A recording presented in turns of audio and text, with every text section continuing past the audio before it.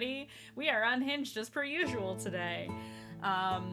So let's get right into it. Quick point of order. Alyssa is not off cam this week like last week. They are offline. So we hope you feel better. We'll see you soon.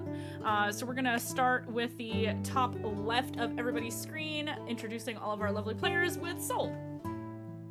Hello everyone, my name is Soul, I use they them pronouns, and I play Sinark Fangbreaker, our Tabaxi Warlock Rogue. I have no news for you this week, but I'm very excited to be back. That's me. I'm very happy to have you back. Charmy. Hi, it's me, Charmy, also known as Captain Charmy, various places around the internet. I will be playing Aurora Incineratus, the Fire Genasi, hot girl, disaster of a character, but positive. You can check me out on Saturdays, not this one, but other ones, playing Vampire the Masquerade over at Another World Tabletop with Mandy as a player. It's a delightful time. And I use she, her pronouns. Aki. Hello. I'm Aki. Pronouns are she, her. I play Dai Silverhair, Bunny Bard Necromancer. Also uses she, her pronouns. The only announcement I have is I'm gonna be at FOMO-Con. I'm a last addition to a couple things on Saturday. Can I even talk? I better be able to talk about this. The fucking con is this week. You can talk about it. Yeah, I was like, oh shit. Saturday, from 3 p.m. to 4 p.m. Eastern, I will be on a panel, talking about advancing as a player, which is gonna be super fun. And then at 6 p.m., I get to be a part of FOMO Pants, which is a play on Smarty Pants. It is a PowerPoint presentation. I don't know what I'm gonna do yet, but I love PowerPoints. I just have a bajillion ideas, so I have to make people vote to help me pick. So I'm doing two things, doubling up on Saturday. So, come watch me. Yeah. Witness me. Witness me. Saturday is very soon, and you haven't done your PowerPoint yet. That's so funny. I said I was a last minute addition. It's like I only I can get a PowerPoint done in less than a night. We'll picky. Maybe we'll put a poll up in the Discord. See if anybody wants to suggest PowerPoint topics to Aki. The more unhinged, probably the better. And next up is Mari. Hi, hello, I'm Mariana. I also go by Lagrimosa with a 0 on Blue Sky and other places. And I play Nikita, our Wood Elf Barbarian, and we both go by she, her pronouns. I think that's usually what I say, right? Yeah, I think I covered it. Sounds okay. Right. Yeah. Quick. And last but not least, hello, hi, I'm Mandy. Pronouns they, she, or any pronouns are also okay. I am your dungeon master this evening and every Wednesday evening. I am a professional GM. I do the things and the stuff. You can also find me on Tuesdays over on Magi RPG for Ignite Recall, which just returned this week. This most recent episode was very fucking dramatic and very fucking good, so you should check it out if you haven't already. It's like Cowboy Bebop a little bit, plus a lot of Star Wars themes, so there's like a little bit of all your favorite sci-fi things kind of mashed into one show. There's a lot of that. And also on Saturdays over at Another World Tabletop, like Charmy said, playing Sanguine Dominion. We're hot vampires on that cast, so definitely check that out. And yeah, this is my channel. I plan to stream on here more. If only I could stop being so sleepy all the time, I would stream more. There's probably going to be art and gaming and things and stuff. And yeah, we are going to get, mood, seriously. We're gonna get into a quick recap.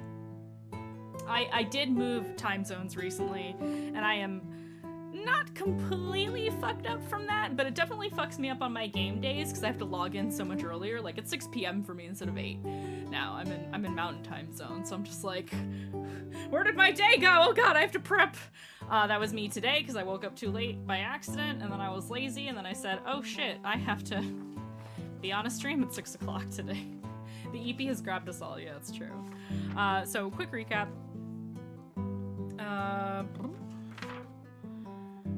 The party meets up with their old friend Wolf in order to basically meet their guide for the Amaria Wilds as a druid they met previously, much earlier in the series. I think somewhere in the early teens we discovered after I looked. Actually, I think a wolf in need is a wolf indeed is episode like 19 or something like that. So if you want to go back and see where Wolf came from, go take a look at episode 19. They are part of most of that episode. So they're reunited with this NPC from early in the series. They learn a few things about the Amaria Wild, such as the fact that randomly it moves. Different locations move, and some locations stay in one spot.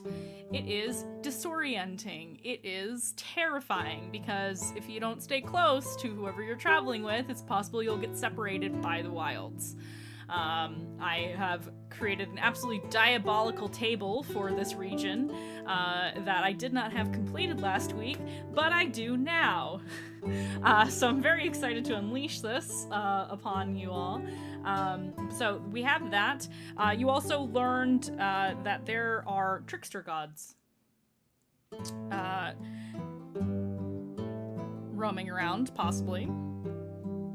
Sin has disappeared and was separated from the party.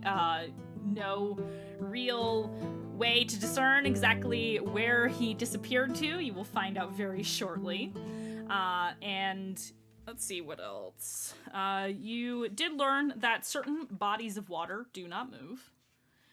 You learned that it might be best to follow those things, such as ley lines or creeks or rivers, and that is what the party has decided to do.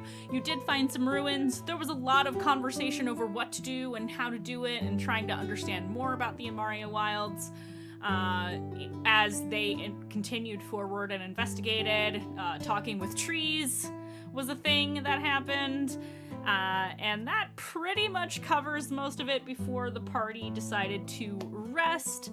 There were some emotional clashings between Wolf and Revelation, because if you'll recall from earlier in the series, Revelation did not like Wolf at all and was actually pretty mean to them. For the brief period of time that Wolf was with the party previously, and Wolf decided to say something about it. So NPCs aren't pushovers, everybody. They might leave your ass in the middle of the woods if you don't back off. So that's definitely a thing. That's mostly on Alyssa, who's not here, so you don't have to worry about it today. I should start a clock for that, actually. And I don't think I missed anything. Did I miss anything? Sol, you just watched the episode. Did I cover Correct. everything? I wrote an extra little thing. I mean, you guys discovered a ruined old house. Yes. You got some trinkets to barter with for later. Some little trinkets. And That's about it. yeah, I think that... I wrote my own little recap in that thing while I was going, so it'd help remember. So I'm going to... I just added a bunch of new music to Kenku. Hopefully I don't fuck it up. If I do, you didn't hear it or see it. Haha.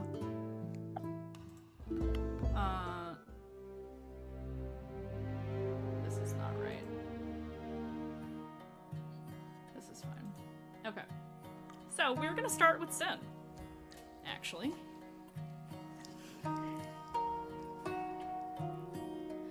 Hi. Sin, you have been entranced by a most extraordinary sight. a tall, blue woman walking through the trees. Semi-corporeal, but as she moves, frost covers everything. The grass, the leaves on the trees, the wood, and you've been following her for some time. You're not actually sure exactly how long you've been doing that or why you're doing it. Weren't you with people just now? I can remember the sky. The night sky seems important.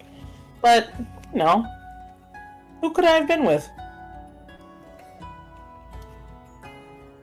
As you wander through the woods, eventually you come to a clearing where you've stopped amidst some bushes that kind of wreathe the area of this little glen. It is open. There are no trees in this spot, which is strange compared to everything else you've seen. And you watch as this woman walks to the center of this glen to meet with a large white stag. The stag is glowing. You're not sure when it became night. You've been wandering. You thought it was daytime when you started, but it's dark now.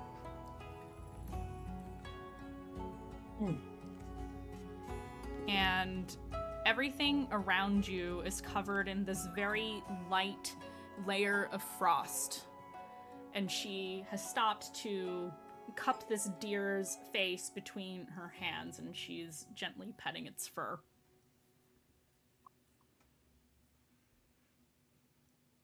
I think Sin, staring at this woman, and again, sort of, now that it's night, again, he has this, he feels like he's forgetting something, but there's this strong comfort of seeing the night sky for a moment, and I think he just calls to her, and he's just like, hello. Sorry, I seem... Oh, sorry. No, you go ahead. Go ahead. Oh, I'm sorry, I seem to have forgotten where I am. Do you step into the glen when you ask that question? Oh, yeah. You watch as she turns, and you can see that the stag she's petting is corporeal. It's solid. You can't see through it at all. But her, she looks like semi-transparent, shimmering figure. And she turns to look at you and kind of tilts her head as if she's surprised that you can see her.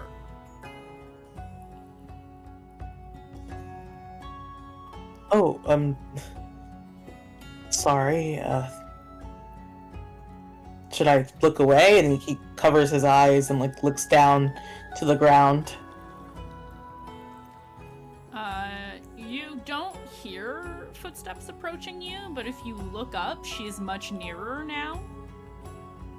And she's just kind of standing, looking at you, but she doesn't say anything. I think when there's no response, he tilts his eyes up again and sort of spooks backwards, okay, she's closer. and it's just oh crap. Do you understand me? Roll me a perception check really quick. Yeah. Okay. 15 plus 10 is 25. Excellent. Forgot to open Obsidian. Oops.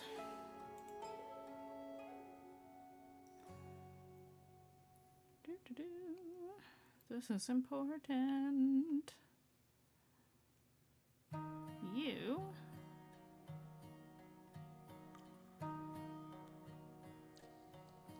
here they are.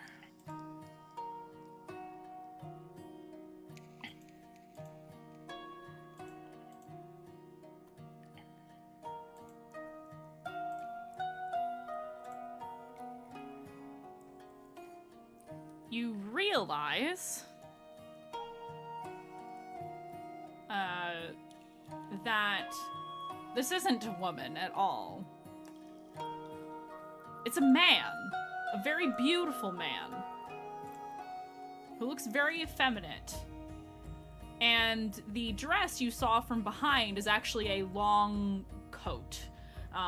He has strangely slender shoulders, long fingers, very serene look, pointed ears, and very long hair. He kind of smiles, but it's not a nice smile.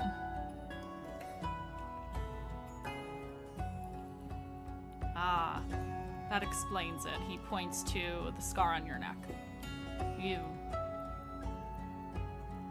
You have been touched, have you not?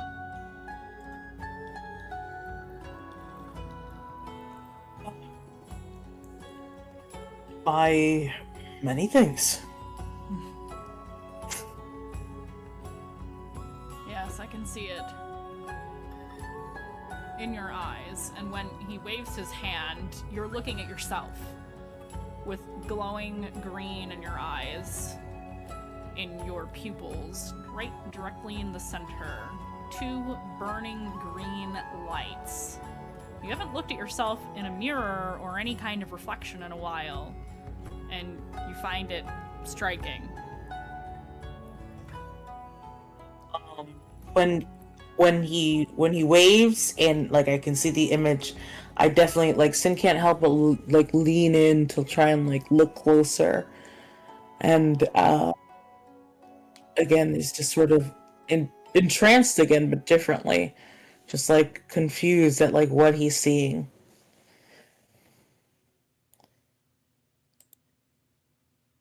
Just like, that's new. Is it? If I didn't know better, you're becoming revenant, and that's not normal. He waves his hand again, and you see the face of this man, but he looks more corporeal now. He begins to gain some color. His skin is still this pale, frosty blue. His clothes now are a variety of shades of blue and silver.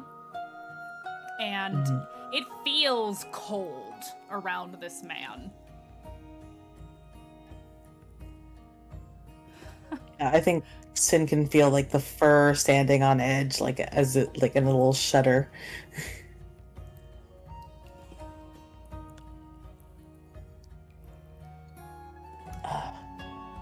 Well, gee, I mean, yes, I'm becoming revenant. Huh. What an interesting little abomination brought to my doorstep this day.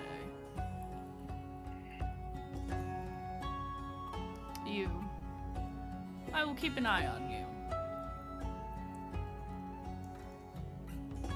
Are you worried that I'll do something bad?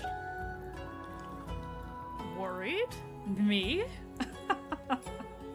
Absolutely not. Okay.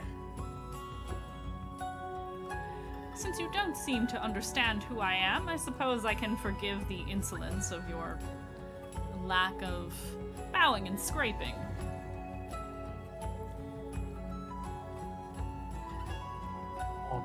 Oh, are you? I think he straightens up a little bit, and he's just like, okay. Are you like a prince? That's offensive. Is it? It is. You do not speak to a king with such lowliness. A prince? Yes, I was one millennia ago. Okay. I apologize for my lack of knowledge, my king. And I think he does like a little bow, little half bow. That's better. I suppose I can forgive some of the transgressions. You are not from here. I can tell The woods do not recognize you, else you would not be here.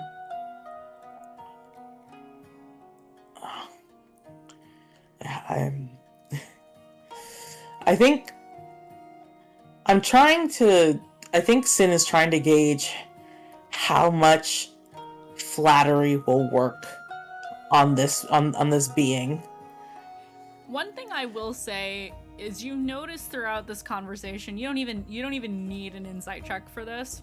His smile is not nice. His laughter is not nice. Yeah, no. He's very aware of that. Roll me. I'll take history. Okay. That's gonna be just a straight roll. Yep. 17. That's good enough. It hits you like a bolt of lightning. You remember hearing bards in taverns sing about various figures, archfey of Elfane, one of whom is known as Crocus, the Winter King. He is known as a mercurial ruler who rules over the Winter Court with a bit of a iron fist or a frozen fist, depending on who you ask.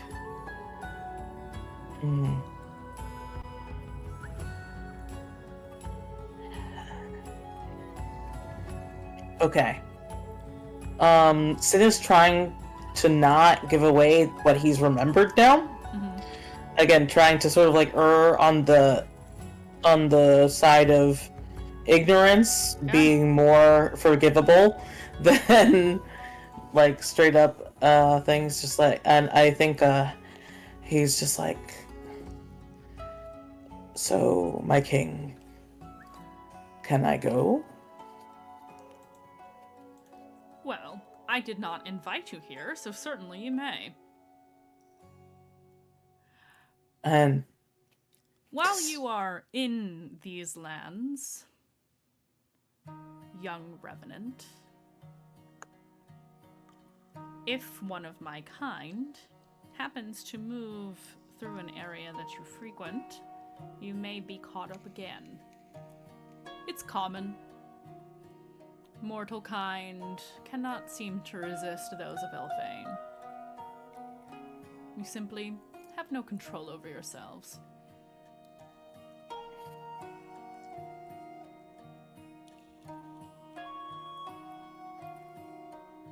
Sin doesn't know how to respond to that, so I think he just gives a very like a He waves a dismissive hand. You may go. He doesn't turn his back yet. He sort of like steps out of the glen, and then as soon as he can like sort of shimmy behind a tree, that's when he turns around and is just like, where the fuck am I?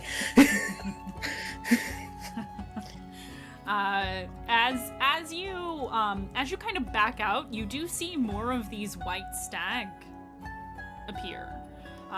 They're larger than your average deer, and it's not normal to see pure white, totally albino deer like this. But they are all over this glen. Mostly male. There are a couple of females that do come out into the clearing after more arrive. And the Winter King does not leave the glen, nor does he look for you or watch you leave. He just turns right back to what he was doing. You're not sure how you got caught up in this. It seems that, as he said, perhaps as he was moving through the wilds, you got caught up in his influence.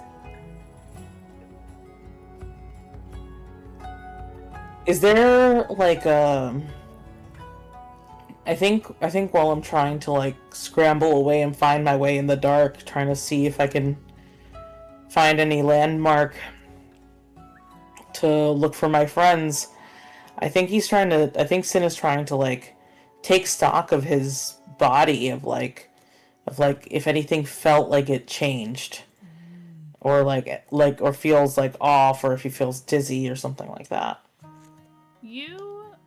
I'll say, let me move over to this now. I'll say, as you back away from this area, you feel his influence is kind of sunken into your bones. You feel colder than you did before. It's almost as if your revenant, the curse? I don't know if you can really call it a curse, but the for lack of a better term, we'll call it a curse. The curse of being a revenant has been spreading through your body. You know this. You felt it. You've seen it. It feels as though that has progressed as a result of this encounter. Mhm. It looks as though the Winter King might have pulled on something to make it advance more.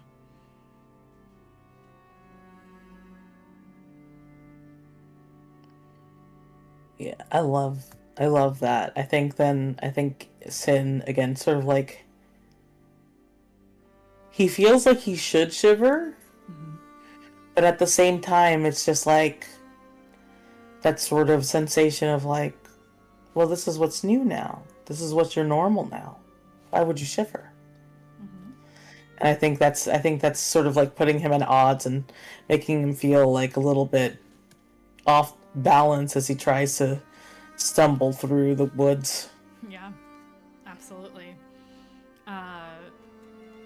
So as you move away, it is late evening, and you're not quite sure how or for how long you have been away, but it does start flooding back to you as you've broken out of this reverie of sorts, that you were here with a party, and Revelation and Aurora and Dayu and Nikita and Wolf, all of them are probably looking for you. Mm-hmm.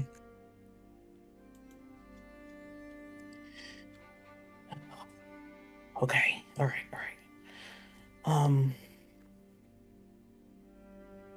There are trees with faces. And I think Sin is like looking specifically for, I guess trying. Oh shit! Wait. Yeah. What do I have here? I'm looking for an animal. You're looking for an animal. Yes, Okay. Specifically an animal. Okay.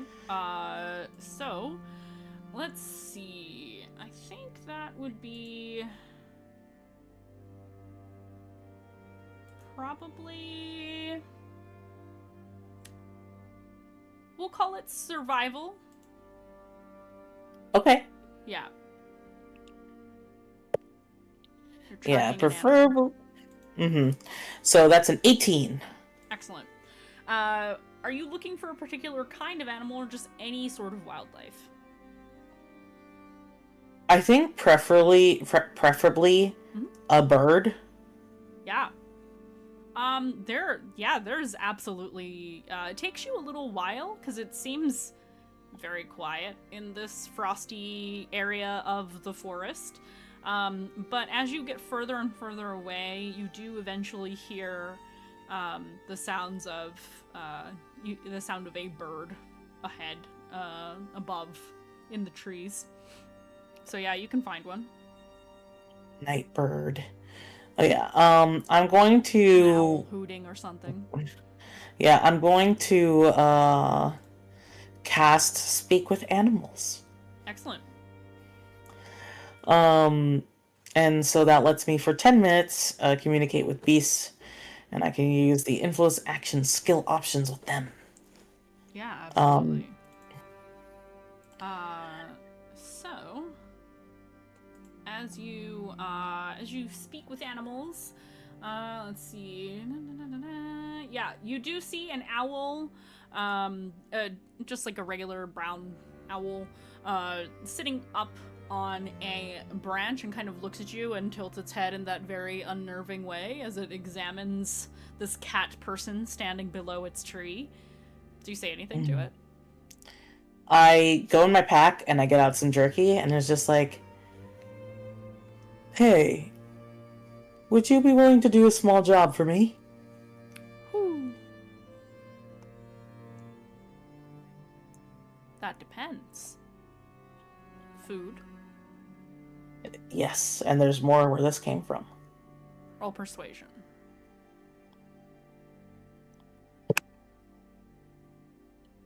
So that's a 12 plus 12, that's 24. Excellent. The owl will kind of straighten up and ruffle its feathers a little bit.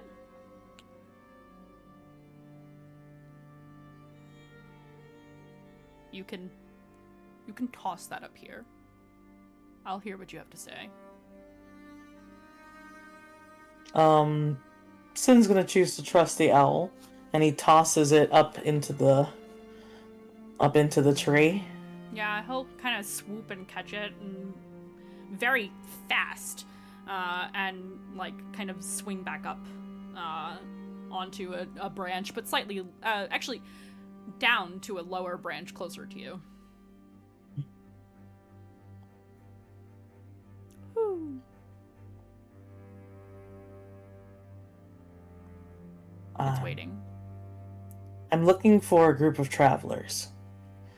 One that is a druid that smells like a wolf, a woman with brilliant wings, a woman made of fire, one as big as a tree, and a woman with rabbit ears, and a man with fox ears.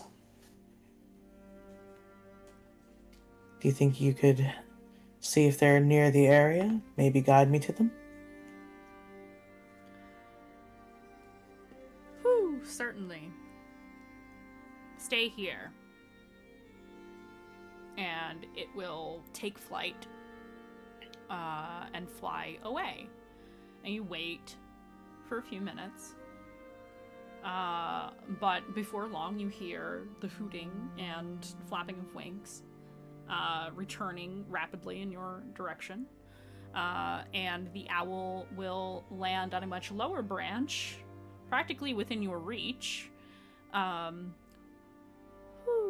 Your friends are not far from here. Sin smiles, and I think as soon as he heard like the wings coming back, he had gotten out another piece of jerky. He has one in one hand and then offers more in the other. I was just like, thanks, will you guide me? It will hop as close as it's willing to get the jerky from you. And, we'll say, I can lead you there, but only if you give me more.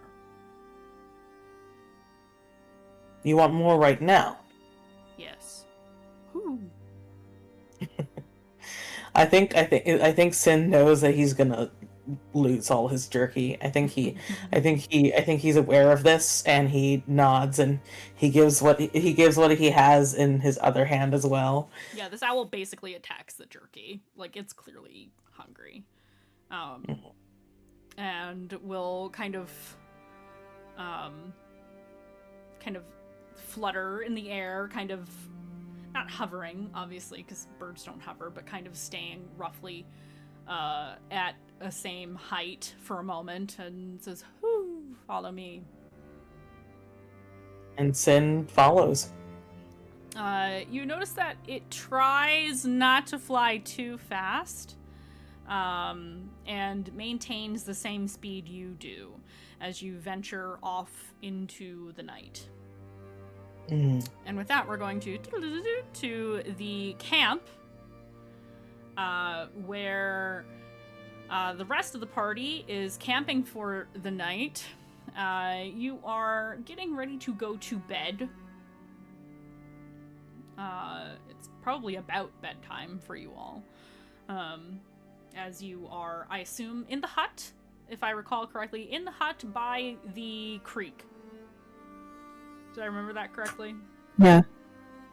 Is there anything any of you would like to do while you are at camp? Otherwise, I'd like for you to establish a watch. I need less sleep, so... That's true. I can do a watch. I just can't leave the hut.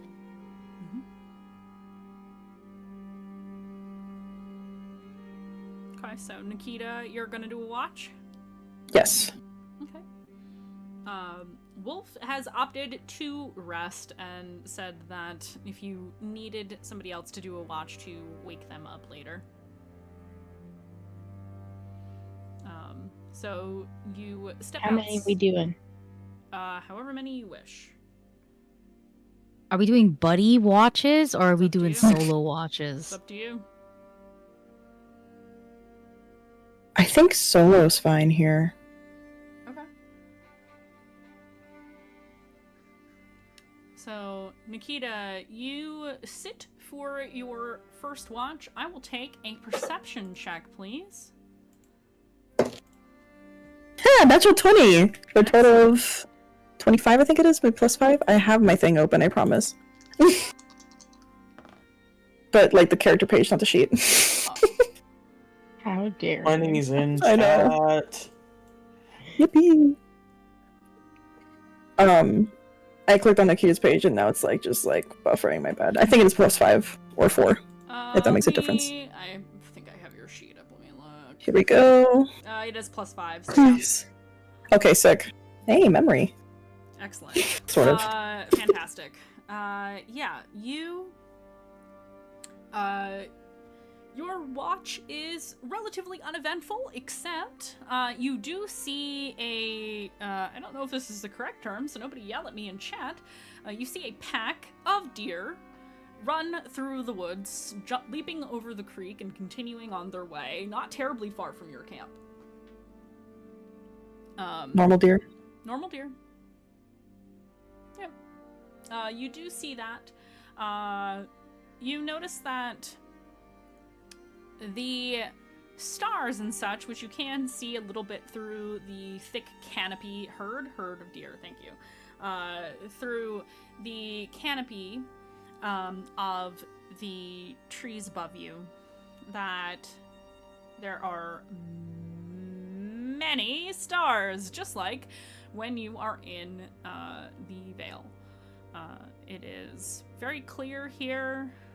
There's not a lot of light pollution, for lack of a better term, like there is in big cities, of which there aren't many on Terra anyhow.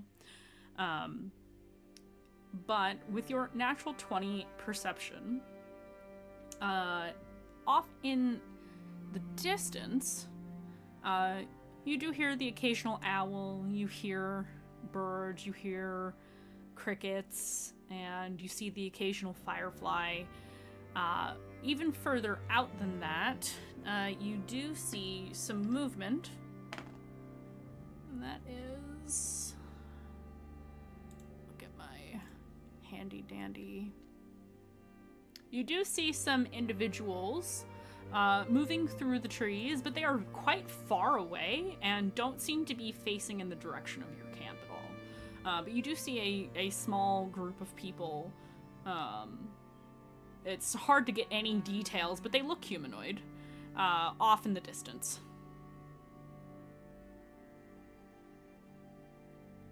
I think with us waiting with Sen, or for Sen, she has a curiosity, but I don't think she would want to stir anything and make us move farther away. I think she'd note it and maybe watch for what direction they're heading in, if it even matters later. But she'll try to just take note of that and not leave. Yeah, they're heading east from where you are.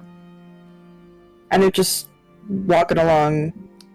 Just seems to be a group of humanoids walking.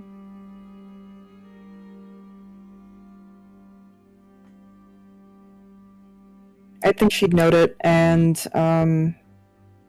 before her watch is over, I think she'd probably just, if anything, stir. We'll tell the next person, but maybe stir Kazu and let him know as well. Yeah, absolutely. one last thing before your watch ends. Mm-hmm. I would love a... I'm gonna say... an intelligence saving throw, please. Great. So good at that. Mm-hmm. Oh, okay. 16. Excellent. You start to feel a feeling you have felt before.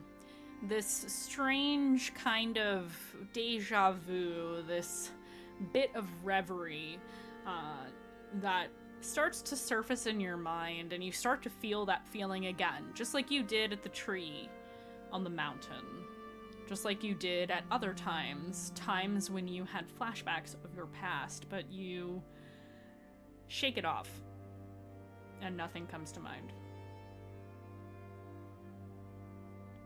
But for a moment, you felt all of this was awfully familiar.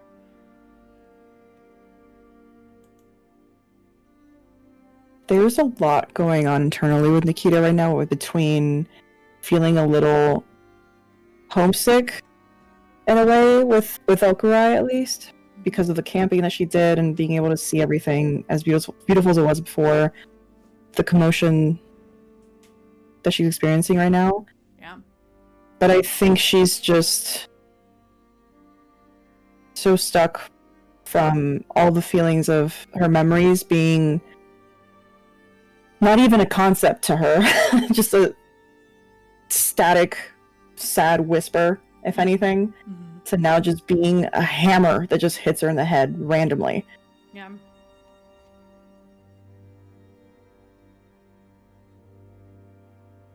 I think she's in a place where she'd reject her curiosity when it comes to her memories right now. If it doesn't hit her in the face, she is not going to approach it.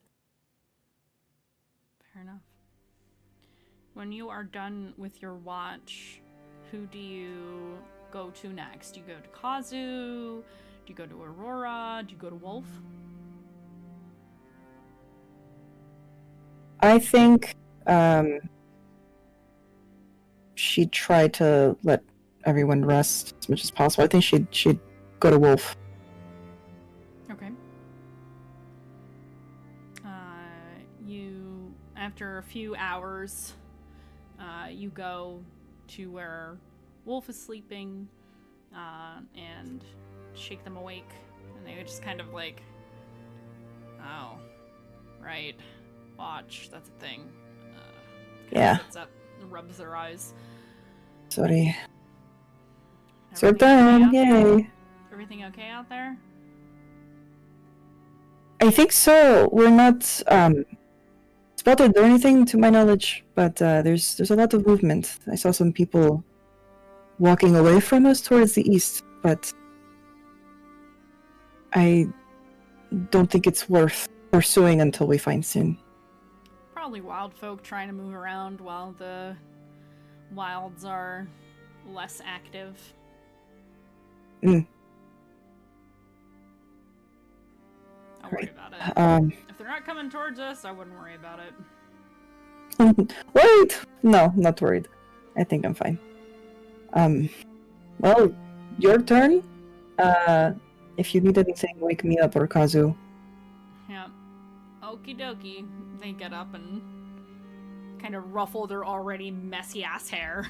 Just kind of trudge out of the hut to go sit outside and keep watch. I'm gonna... Do you want me to brush that tomorrow? Nah, I like it this way. I had a feeling. Alright, good night. Good night. Wolf, does pretty well on their perception check. Eventually, we'll just say, eventually it becomes Kazu's turn. Kazu does very well on his watch. And then it is, I guess Kazu has last watch. He tends to be one of the earliest risers anyway, so that tends to make sense. And that is how that goes. Now I'm going to roll my favorite roll. Oops, for the weather. That's my alarm. Take your meds, everybody.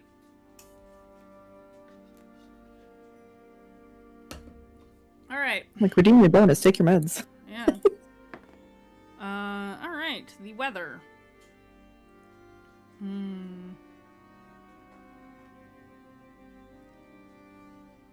It is a little bit rainy by the time morning comes. And there is distinct fog throughout the throughout the trees. So you can see a lot of fog kind of, obscuring a lot of your view beyond the immediate vicinity of camp. The sun has not yet risen, so some of you might not be awake yet. And this is where I'm going to ask for Soul to roll me a D100, please.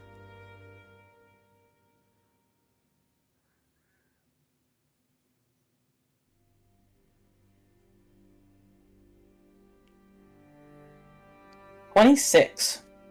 Okay. You, probably a little bit before it starts to rain, you come across, with your owl companion, you see a somewhat familiar sight. You can see that there is a small fire. As you get closer, you see that the hut is there, and Kazuhiko is sitting out front of it, sitting on a log. Very small fire. Only just the faintest little whiff of smoke, but it seems like he might have done that on purpose. Because you know this man. You know he knows how to build a fire so that it dissipates the obvious smoke trail that goes up into the sky. But there it is. Sin just seems relieved. I think by this time, because it's only 10 minutes long, I don't think that he has to speak with animal anymore. Mm-mm. But still, I think he just. Oh yeah. Sin just sort of takes. He takes the bag and he looks sadly at his remaining jerky. And I think he just goes up to a tree and sort of just half climbs to like put the bag on a branch for the owl to like enjoy, and sort of like tips and then just like looks over and is just like, "Is that you for real, Kazuhiko? You see Is this a ears forest perk, illusion?" and he turns. Sin! He gets up and kind of trots over to you. Yep, pretty sure it's me, unless I'm tricked into thinking I'm not me. I'm tired. Haven't had any coffee yet. But you look like... Actually, he kind of squints and looks at you. You look a little different. Feel a little different. Ran into the king of winter, Crocus. He kind of raises a brow like he doesn't know who you're talking about. I'll tell you all about him. I'm really cold. So let's sit by the fire. Yeah. And Sin sort of like sits down by the fire and like just looks up at Kazuhiko, and those burning green irises in the middle of the yellow eyes, and is just like, I think my becoming undead got a little pushed along. How?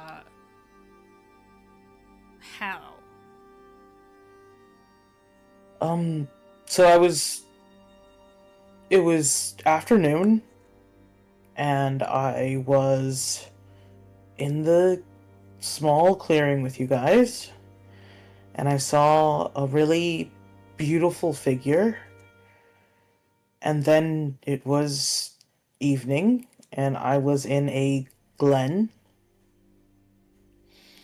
and that beautiful figure was with a white stag. And I wasn't sure what was going on. I couldn't remember anything. And I stepped into the glen to, like, introduce myself, because that seemed so smart at the moment. I should have just run. But I think it was it was the king of one of the fey courts. Crocus, the king of the winter court.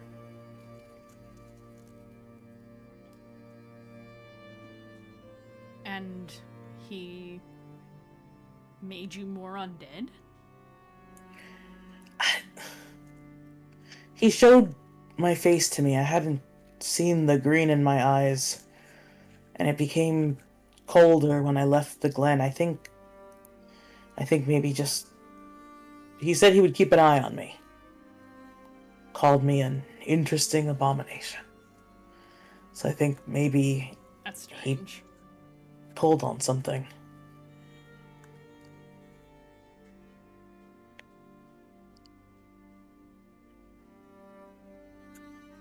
You sure you're okay?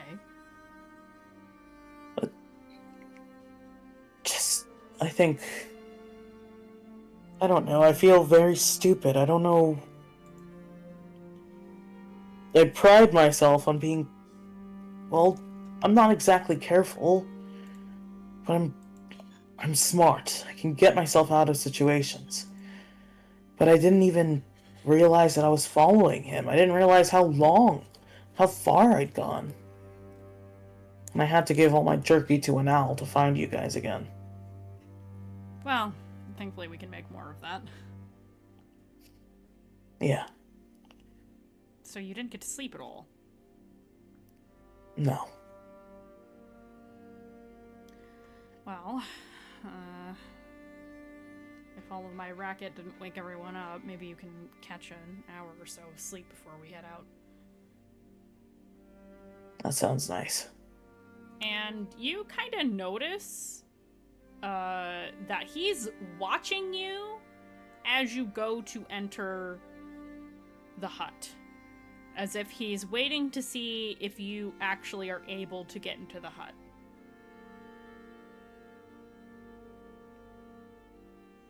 Okay, I think it makes Sin almost a little nervous. And Sin hesitates at the edge of the hut. Like, he's scared that it won't work. And I think he reaches out to, like, just see if he can push through the wall. Yeah, your hand goes through. And he almost looks relieved when he sees that happen. Like, he wasn't totally sure that you were who you said you were. Gotcha. Mm-hmm. And Sin didn't even think about that. So I think his shoulders slump a little bit in relief. And he throws a weak smile over his shoulder at Kazuhiko and, like, just walks in to, like, curl up next to Rev for a little bit, see if he can catch any sleep. But honestly, Mandy, I think that while he closes his eyes, he can't get a wink, because he's just feeling this chill that he feels like should make him shiver, but his body won't. and I think that keeps him awake even with his eyes closed, while everyone else starts to wake up. Yeah, absolutely.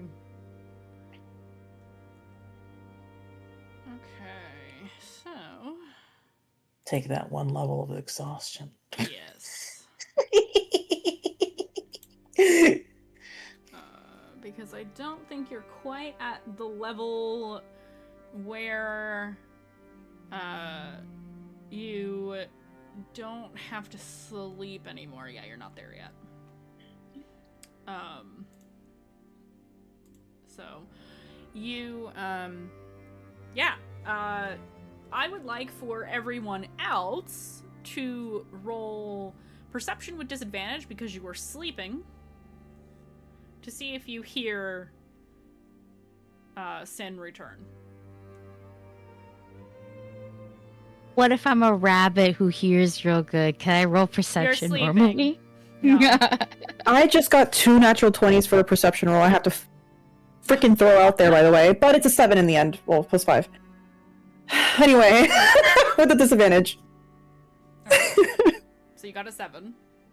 I will also say Sin would try and like walk in as quietly as possible. Mm-hmm. So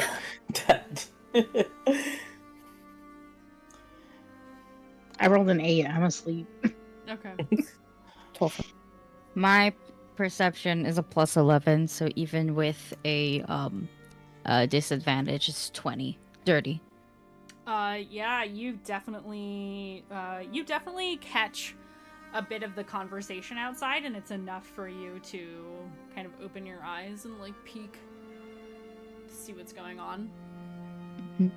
I peek through the window that I've made, but like I hold my ears down so you guys don't see that I'm peeking. Mm-hmm. And when I like feel that Sid's gonna turn, I go hide in my own house, in my own hut, because I know Sin's like coming and stuff. And Sin, when you do get inside, and like the door closes or something like that, I'm like pressed against the wall that like you enter from, so you can't see me because I'm pressed against it.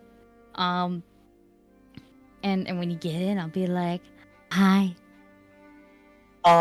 Yeah, I think again Sin has, so if we're walking it back a little bit, Sin has again gotten relief that he can still enter the hut, and when is trying to be sneaky, when you say hi, he like flinches so hard it looks like he hurt himself, and like he looks at Diana just like very quietly, hi. It's good to see that you like came back. I didn't leave on purpose, but I'm really glad that you're glad I'm back. I'm glad that you didn't leave on purpose. Yeah. And I'll tell everyone when everyone's fully awake. Mm-hmm. But I didn't sleep all night. Then go sleep over there. And I go point by like Rev. In the background of this conversation is the very loud snoring of Wolf. Perfect. Yep. Oh, sorry, you go ahead. I interrupted Mandy. Nope, that's it. Just Oh. the snoring is punctuating your very brief whispered conversation. Yeah. Oh, we're not using our real names. I know. Okay, I wasn't sure how long you were. I wasn't sure how much you were here for. The conversations. Well, I made it to lunch, I promise. But and again, like he's staring at you, and those eyes are just so much greener than before. Oh, can I vibe check that? Yeah. You can do. I'll take Arcana. Shit. Can I give myself Skittles? No. You are Why half asleep. not? You are half asleep, ma'am. Do a regular ass check like everybody else. I'm not like everybody else, though. I'm not like other God. girls. I'm not. Oh my God's God. favorite fucking princess. I'm like super like I'm like fucking Barbie and shit. You were in the like, same shirt as us, though. Just saying. So that way Yeah. everybody knows that we're cast. It's not the same. Unless chat can't see color. Then it's I'm freaking black. no, we're all POC. I'm making fun of us that way. Oh, gotcha. Jesus. I was like, colorblind people can still discern black. No. I meant like the thing that white people say. Aki, I'm Yes. begging you for a roll. I did roll. Okay. 1 second. It's +1. My ass thought it was -1. Then Arcana? that's yes, Okay. because of the bard stuff that kind of fucks with my modifiers. Should be like 13. Yeah, he looks different. Looks like some fuck shit, but you don't know what. It's safe to assume that it's Valdin stuff, but you don't know for sure. You're looking different, Mr. Man. I think Sin's very like weak smile that he's like trying to keep on his face falls when you say that. And there's a serious sort of like look in his eye, and then he like looks away from you. And he's just like, feel different. Well, Change is important. But sleep is more important. Go sleep. yeah. Thank you, Daya. And again, so I think that even more than before, like he is trying to pretend to sleep, but he is like lying awake with his eyes closed, like for the first time, like thinking of this change and being like, will my friends still trust and care about me when this finishes? Like, how different will I be? And just sort of realizing he kind of dove into like a bottomless lake and doesn't maybe should have thought a little harder, but hey, that's what's going on with Sin.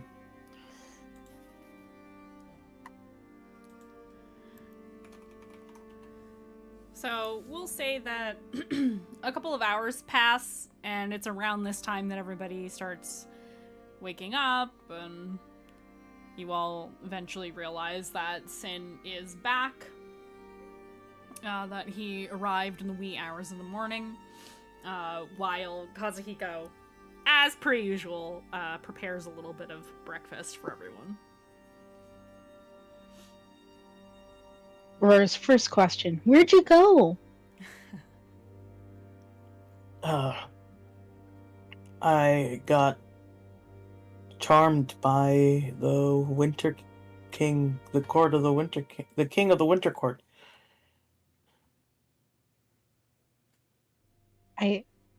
Does Aurora know anything about this other than the conjecture she's making based off of having met another king? I mean, Sin is. Oh yeah, no, you go ahead. Yeah, I mean, and Sin is when you look confused, Sin is happy to tell you. Just very cruel smile. Very.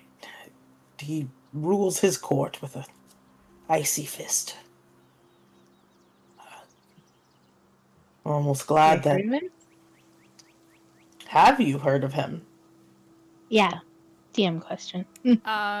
Roll me. I don't remember what I had you roll before. I think it was history. Let's try it. I think it was history when you rolled for Toron. It was an 11. You have heard the name. Okay, I don't like this song. Pause that.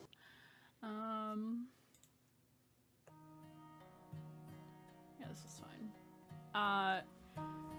So you, no, this doesn't, chat, this has nothing to do with, the fairy courts that you know. Not even remotely. Very, very different political structure, very different characters. You have heard the name Crocus. You have heard stories of Archfey. They are powerful in their own right, not unlike the gods, but in a different way. But you don't know near as much about Crocus as you do, Torin. Okay, so filing away the notes from Sin for later. But how did you get away? Did you have to sneak away? Did you have to escape from a labyrinth? Did you have to run really fast? He was kind of disinterested. I mean, he said that when people view him or Fae of his court, they tend to be charmed and just follow after them. So it's something that we should be on the watch out for. But when I came to, it was night. He was in a glen. And I walked up to introduce myself. I couldn't remember any of you. I didn't remember what I was doing. And all I knew at that moment was that he was dangerous. And when I asked if I could go, he said I could go because I hadn't been invited. So I left. He really didn't seem that interested in me when I asked to go. You didn't tell him your name, yeah? No, he didn't ask it, I didn't give it. I honestly acted like I didn't know who he was. I didn't at first. And as soon as I remembered, I thought it smarter to skate on the idea that I'm ignorant rather than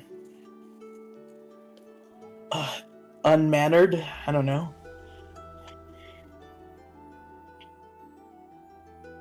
That's a good way to go about it.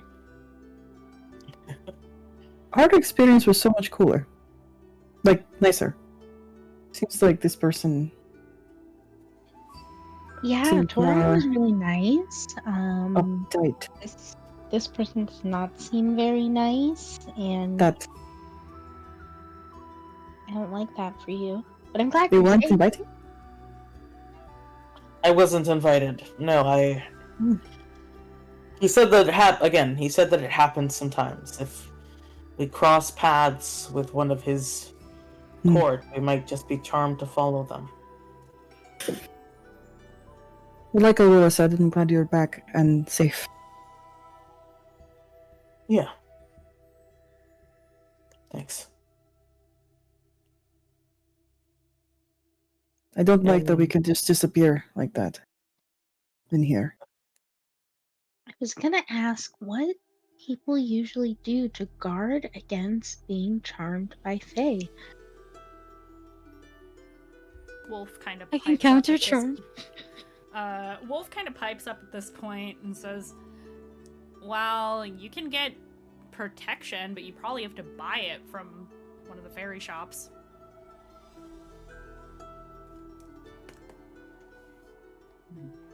Okay, it's going on the shopping list. What were you saying about counter charm? Bard thing. Just, I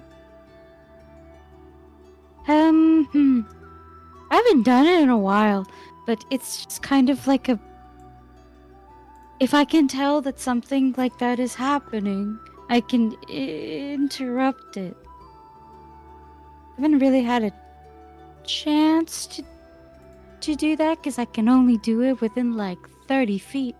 But give or take is something I could do, especially if we were in combat.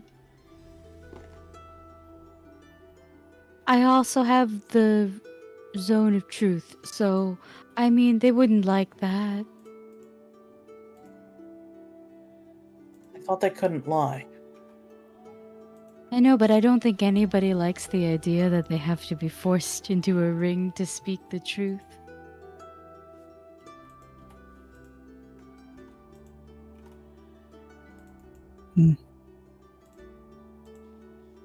I would think a being who cannot lie would be very skilled in bending their language enough.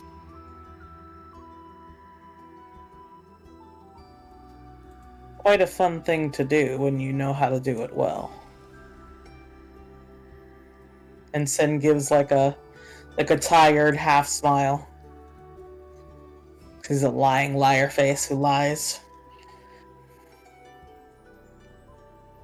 There's like a knowing look on her face. It's like, good thing it was you.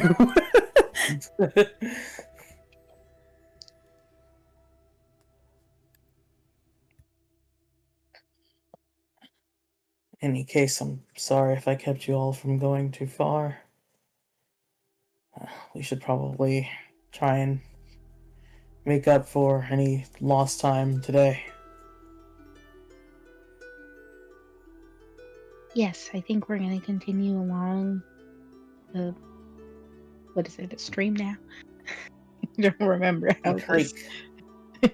has developed, but okay. So we had planned to continue following to see if we could get to the area that Aurora's looking for, / find any of the locations we're looking for. Yeah. So we'll kind of fast forward through the morning a little bit. You pack up, you eat breakfast, you recount your story, you basically, pack up and get ready to go. You don't waste too much time because you're trying to find Morrigan as quickly as you can. Because if you find Morrigan, you'll find the Arboreal Throne. Or vice versa. I will say, as you pack, as you finish packing up camp, packing up your supplies, dismissing the hut, all of those things, you do feel something that you have felt before. Tremors in the earth, very faint this time. But you feel it. Some of the trees sway a little bit, perhaps not as on steady ground as others. You hear animals running and birds, squawking and flying away as they feel the disturbance happening in the area. And this is very concerning. But Everyone hold hands, grab the rope. Yeah, it doesn't last long. Nothing around you seems to change.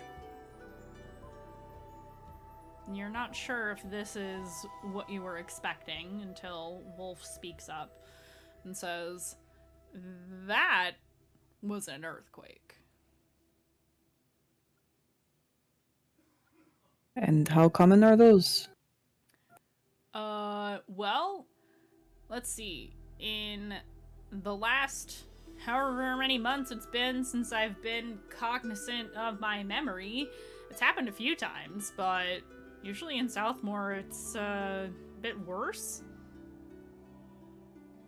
I don't know if it was normal before that. I don't think it was. I don't know why I think that, but I do.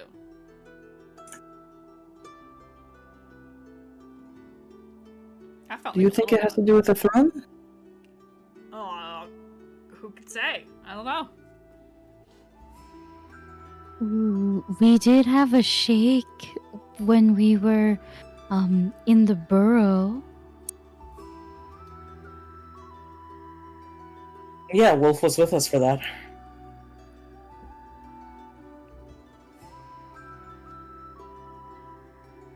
So,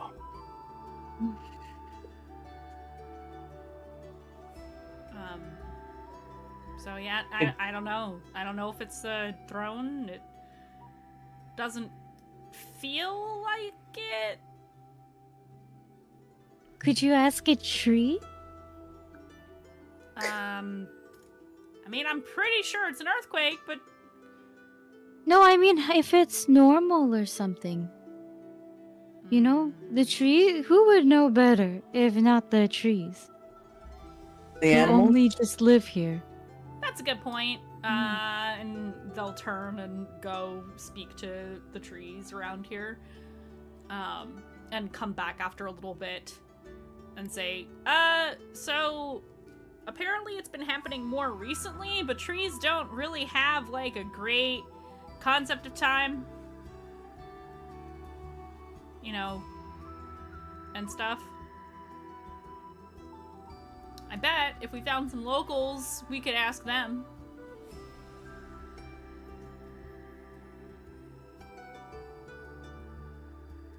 Alright, well. If we find some locals on the way, we can do that, but there's a lot to do now. Okay. Well, I think we should keep following this creek because Aurora was looking for that location that's by water. So, I thought we weren't supposed to say our names. there's nobody around here.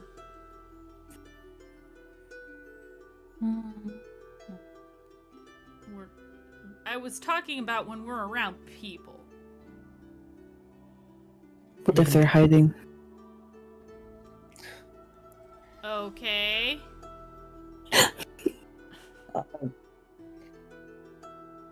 Sim looks so tired. Who's the Wolf looks fucking tired of this bullshit. Listen. Listen, just follow me, okay? Okay. Are we Okay, keeping the boss. same order from our previous day? Unless you want to change it. The order was Wolf, Right. Nikita, Dayu, Rev, Sin, Aurora, Kazu.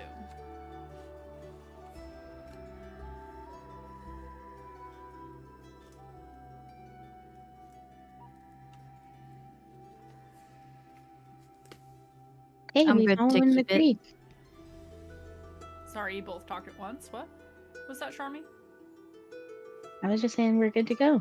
Oh, okay. Yeah. Okay. So, as I said, it is foggy. It's a little bit rainy. You do continue on down. Actually, I think I had said the creek got to like a wider area, if I'm remembering right at the end of the episode. So you are at a wider part. It's more river-like at this point.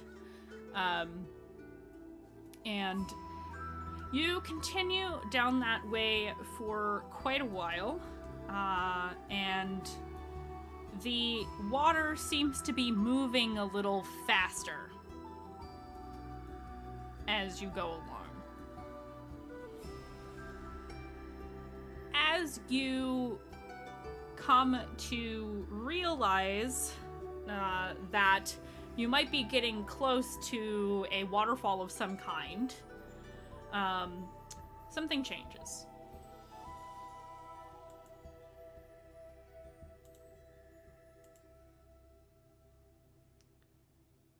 Just say.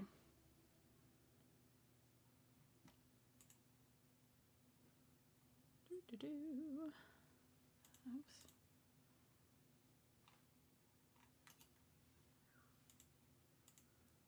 That's being annoying.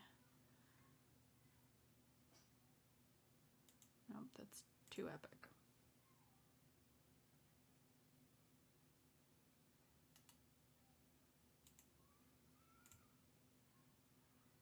Oh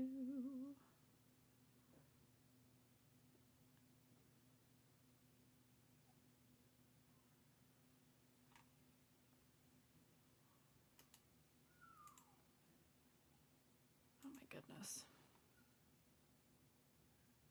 It's broken. Give me just a second.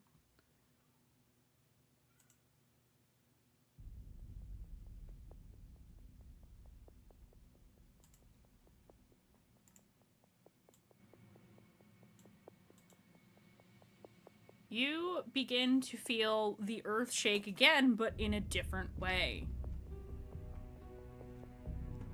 Heavy footfalls begin to shake the ground from a distance, but coming closer as you approach a bend in the river. And what you see is a a huge figure parting the trees.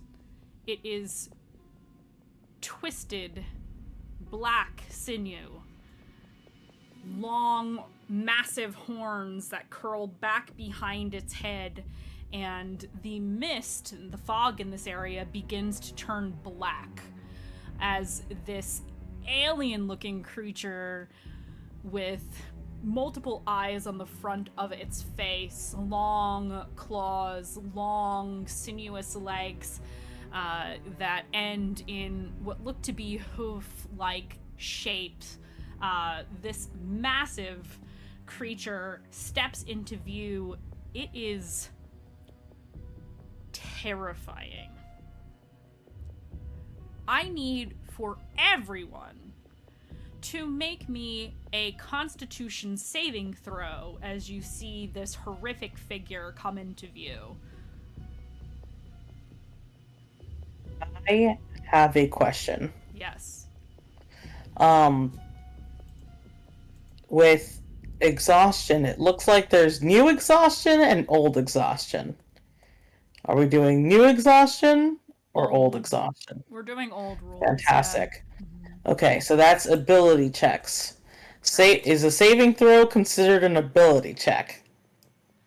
It is not. Okay. They're two separate categories. Yeah, they're separate categories. Perfect. That means I don't have disadvantage. And that's a con plus 2, 15 for me.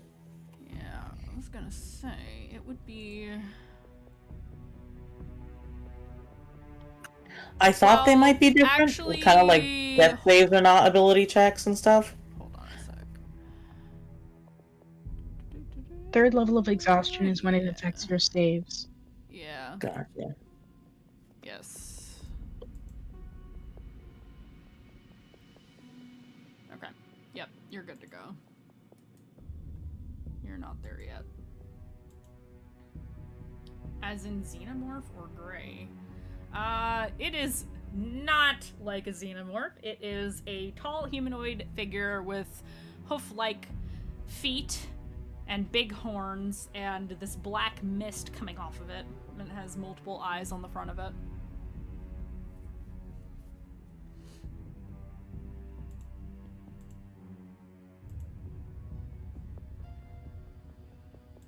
I got a 12 on my con save. I rolled low. I got a dirty 20. I put in the chat a picture of this creature. Ooh, I can't wait to see it. Oh, I hate that fucker. I love this. Ooh. Except it doesn't have blue eyes. It has blazing, fiery eyes. Very much like a festering. Great. Damn it. For I know what I folks am. at home, it is not quite the same, but it looks like a night walker. Do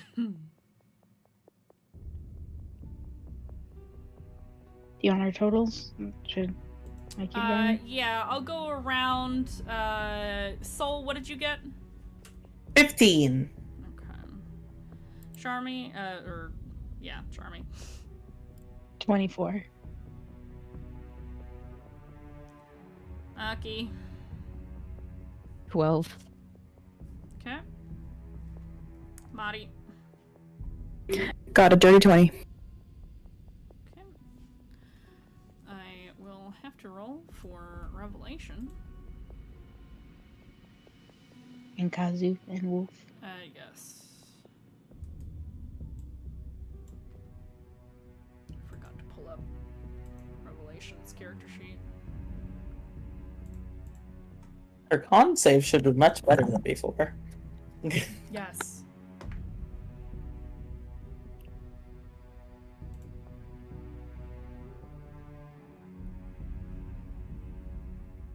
Okay, yeah.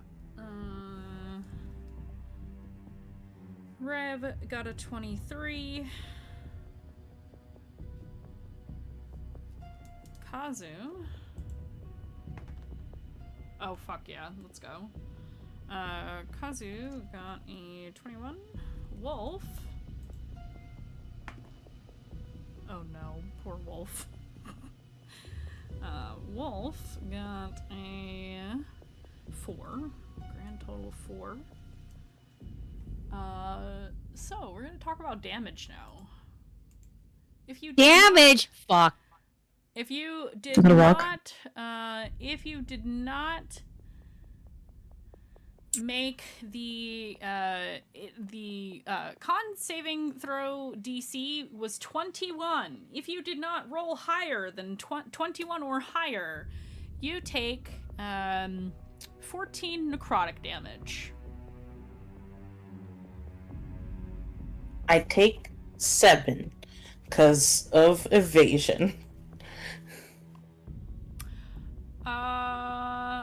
Is evasion... I believe evasion is specific to physical attacks, am I incorrect? I think it's Dex saves, isn't it? Yeah, I don't think Specific evasion Dex. applies here. When you are subjected to an effect that allows you to make a dex saving throw to take... Dex saving. Fuck. Okay, Dex. Okay, that makes sense. Alright. So we take half damage if we succeeded. Double checking.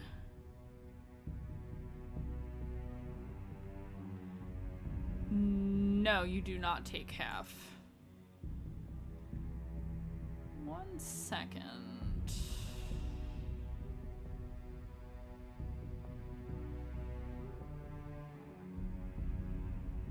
Oh, it's not undead, so it doesn't count.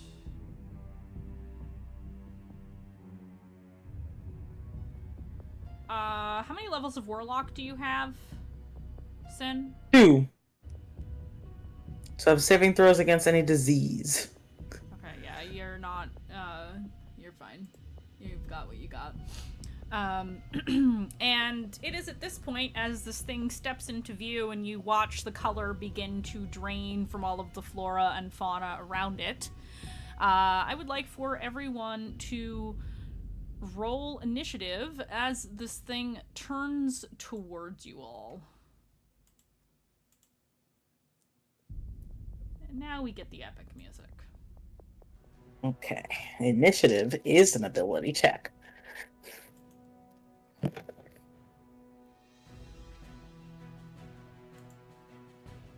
White dice can be so annoying. Truly. Yeah. Okay. Like, white and gold lettering, pretty. Readable? Yeah. Not always. That's why you always see me like, because I have like clear silver and then silver lettering. I'm like, anyway. I feel the same way. My dice is like really light green and the lettering is white. Even then, not all of it is there anymore. Like, I don't know what happened, bro.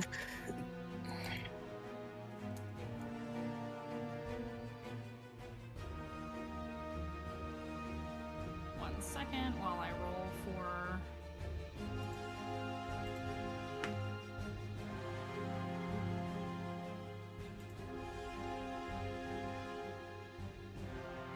Okay. And Wolf. Oops.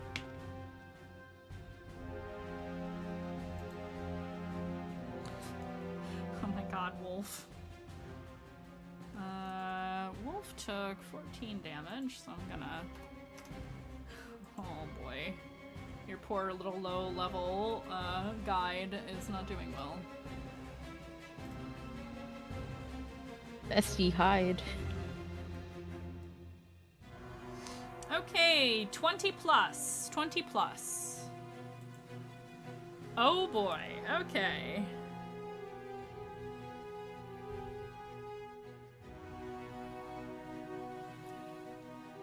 As we go down. 15 to 19. Shut up. No fucking way, it's just me. Okay, Dayu, what did you get? I got 18. Shut up, guys, please. Come on. Advantage! As we go Every down the roll. roster, I have advantage on initiative, so as we get to my number. Oh no! Alright, so it's Mari's fault. No. Okay, so 10 to 14. Guys! Oh wait, yes, sorry. Oh, okay. 11. 11. 11. Okay, 11. For Guys, Sin. you almost made me pee Oh, there. sorry. Stop. 12 for Rev. 11 I'm for so Sin. sorry. Oh no, okay. 5 to 9. 9. 5. 9 for Kazu / Nikki. Ooh. To me too, man. Oh, where am I? Aurora, what did you get? A 5. Oh, you're on the same initiative as Wolf. I love this. Okay, cool. Hey. Okay, so 5 for you are probably faster than Wolf, so we'll say Aurora and Wolf. Who is a guide, not a fighter, so this is great. Don't think I won't kill your guide, because I will. We know you will. You don't love Wolf. Don't put it past you. Yeah. Okay, we've got a few initiative twinsies, so for the folks at home, it is, well, I get to go first, then Dayu, Rev, Sin, Kazu, Nikita, Aurora, and Wolf. So I'm gonna go first here. Let's see. It is roughly 30 feet from you. So that's cool. Oh no. So close, dog. How tall is it actually? I was wanted to add. It is a huge creature. So it is tall as a tree. Fucking hell, and only 30 feet. Like I'm. Oh my fucking god. Yeah. Okay. So it is going to, let's see, does it have reach? Oh, it does. I love that. I love that he has reach.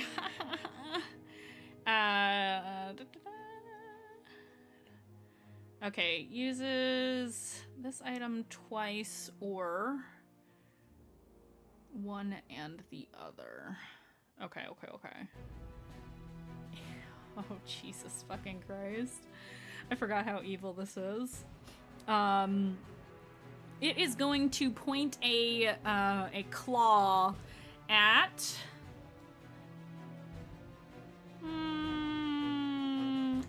let's say Nikita. It's gonna point at Nikita. And you must make a wisdom saving throw. Okay. This is power word kill. Is it a charm of any kind? It is not. Okay, just might as well ask. Wisdom saving throw? Correct. DC of Give me 21. 1 second. I'm gonna use a luck die. Okay. So that was a 2. Yeah, I would Let's love a not count for fucking do that. everybody on how many luck die you have currently. Yeah, I have in my notes. I have 1 left. Okay. Alright, Four, I'm gonna you got four. reroll. You've got 5, okay. 7. You got a 7? Yeah, I'm putting Okay. this die back in the timeout chair. Okay, so here's what happens. As this massive creature just turns, looks at you all, and points directly at Nikita, using its powers. First and foremost, you take 26 necrotic damage, and you become frightened until the end of the creature's next turn. While you are frightened in this way, you are also paralyzed. So I'm gonna dig up the OG rules for frightened and paralyzed condition, just so you have them. Because it's been a while since we've done some of these. It's been a while.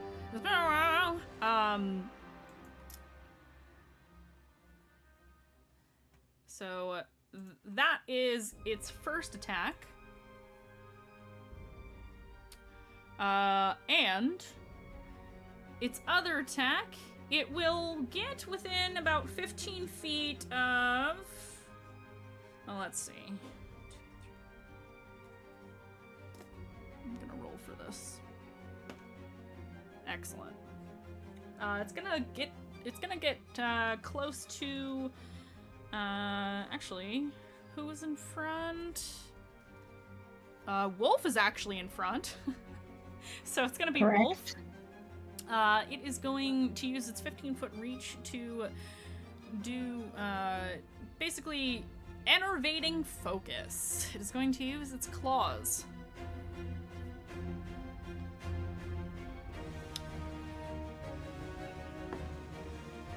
Oh, no.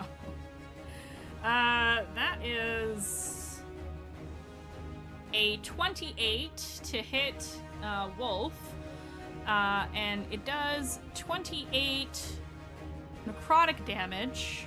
Oh no, poor Wolf.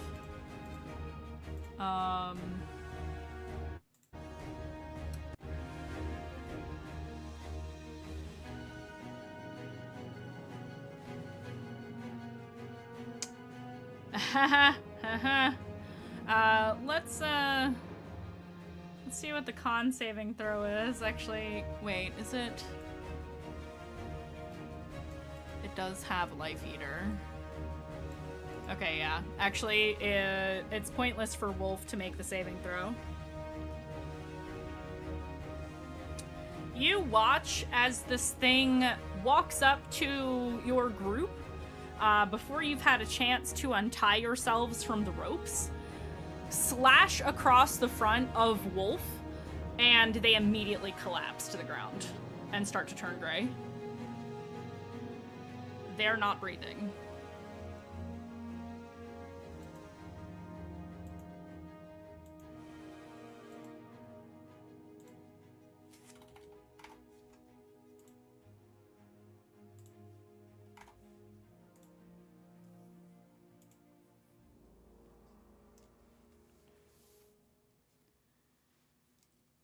Is it my turn?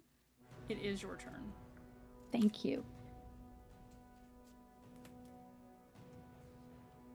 Nikita is in front of me, so I'm within touching range. So I'm going to use my action to lesser restoration Nikita, and that ends your paralyzed or paralysis condition. Nice. Yeah. Thank you. Got you, baby. Wait, paralysis only or frightened also? Not your frightened. It's Got it. Yeah, I can only end one disease or condition, and okay. they specify the conditions with lesser. So, yeah. Okay. But you are not paralyzed anymore. That's done. Thank you.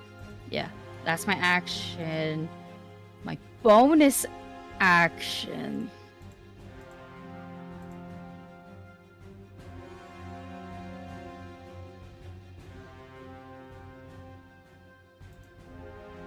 I have a question about the rope situation. Yeah. Bonus action Actually, to get out of the rope. I'll Bon- be a, yeah. bonus action to get out of the rope. Okay. Yep.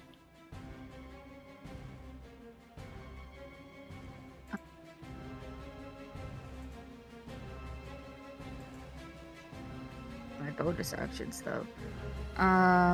Okay. Ooh, okay. I wasn't expecting fucking wolf going down. Okay, so it kind of threw me off. Nikita, how bad are you looking? Because you took like at least 30. Not really. Half. I haven't hit half.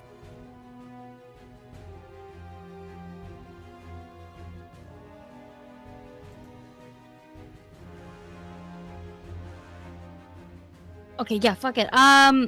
Then I'm gonna just like level 1 healing word, wolf. Why is it level 1? Because I want to see if this is even gonna work. Okay.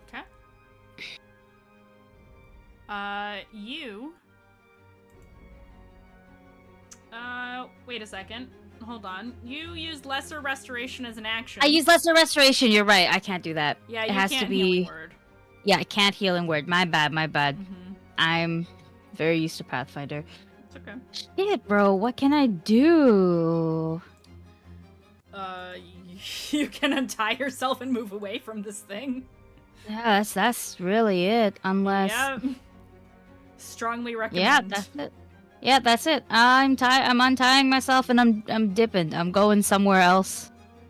I have a speed 30 feet, so I'll go 30 feet in one direction. Okay.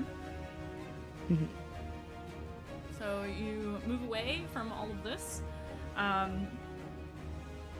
You are outside of its reach, so it does not incur an opportunity attack from it. Lucky for you. And that is your turn? Yes. Okay, it is Rev's turn. Rev is going to untie himself, first and foremost. And let me double check and make sure Alyssa did fully update there. Okay, excellent. Give me just a second.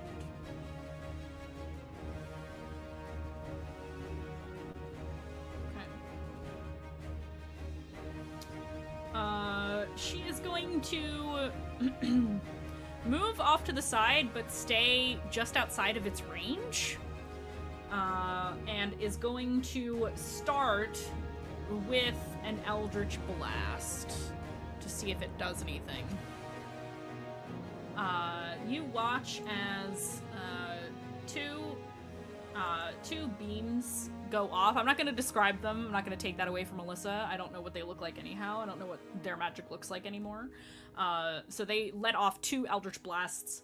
The first one absolutely hits. And that is... Okay, and the second one definitely also hits. And you watch, all of you see this, as Revelation fires off these Eldritch Blasts, this necrotic energy. It just kind of glances off of this thing's body. And you hear Rev go, shit. And draw their weapon. Which is a flail.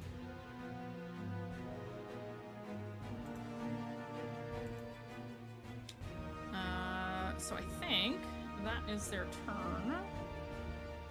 We are moving on to Sin with Kazuhiko and Nikita on deck. Yeah.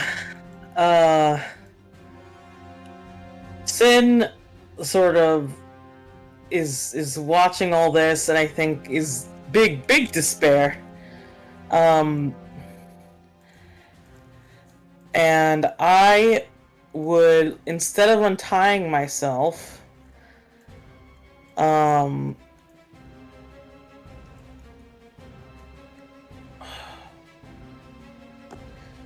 have a thing. That's actually probably not a good thing to do.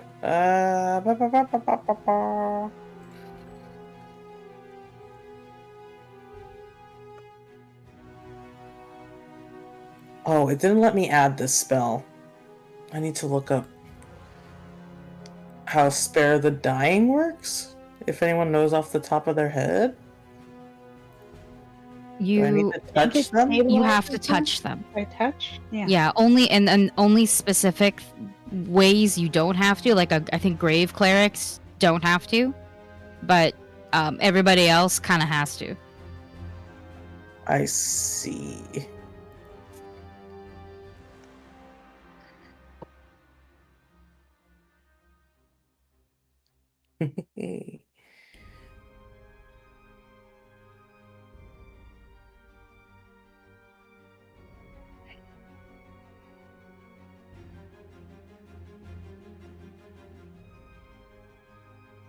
I think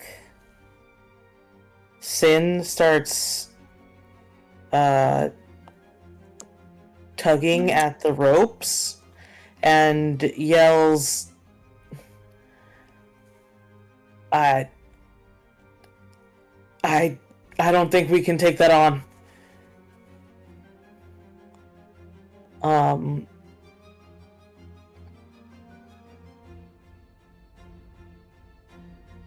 And I think he's almost panicking. And tries and he says, I can at least obscure us, but we should leave.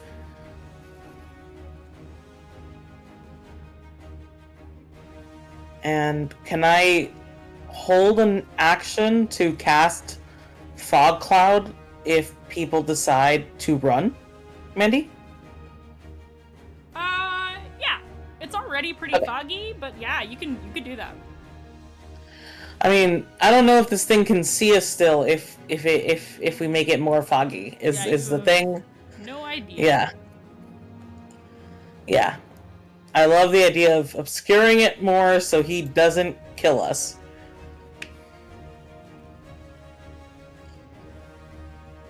Okay. So you hold your action. We're gonna move on to Kazuhiko, who is he hears you say that, but it seems like he's gonna try anyway. So this man is gonna throw a guiding bolt.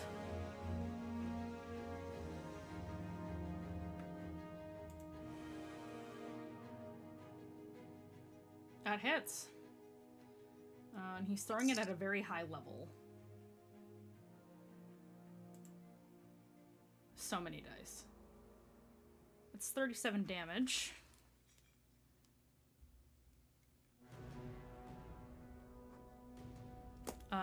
And you watch as this bolt of light, of this energy that you've come to know is familiar from Kazuhiko, shoots through this thing, and actually leaves a hole.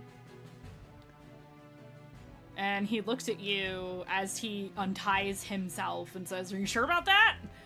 And he moves away from the group to kind of flank the area. Like he's like staying across from where Revelation is in relation to this creature.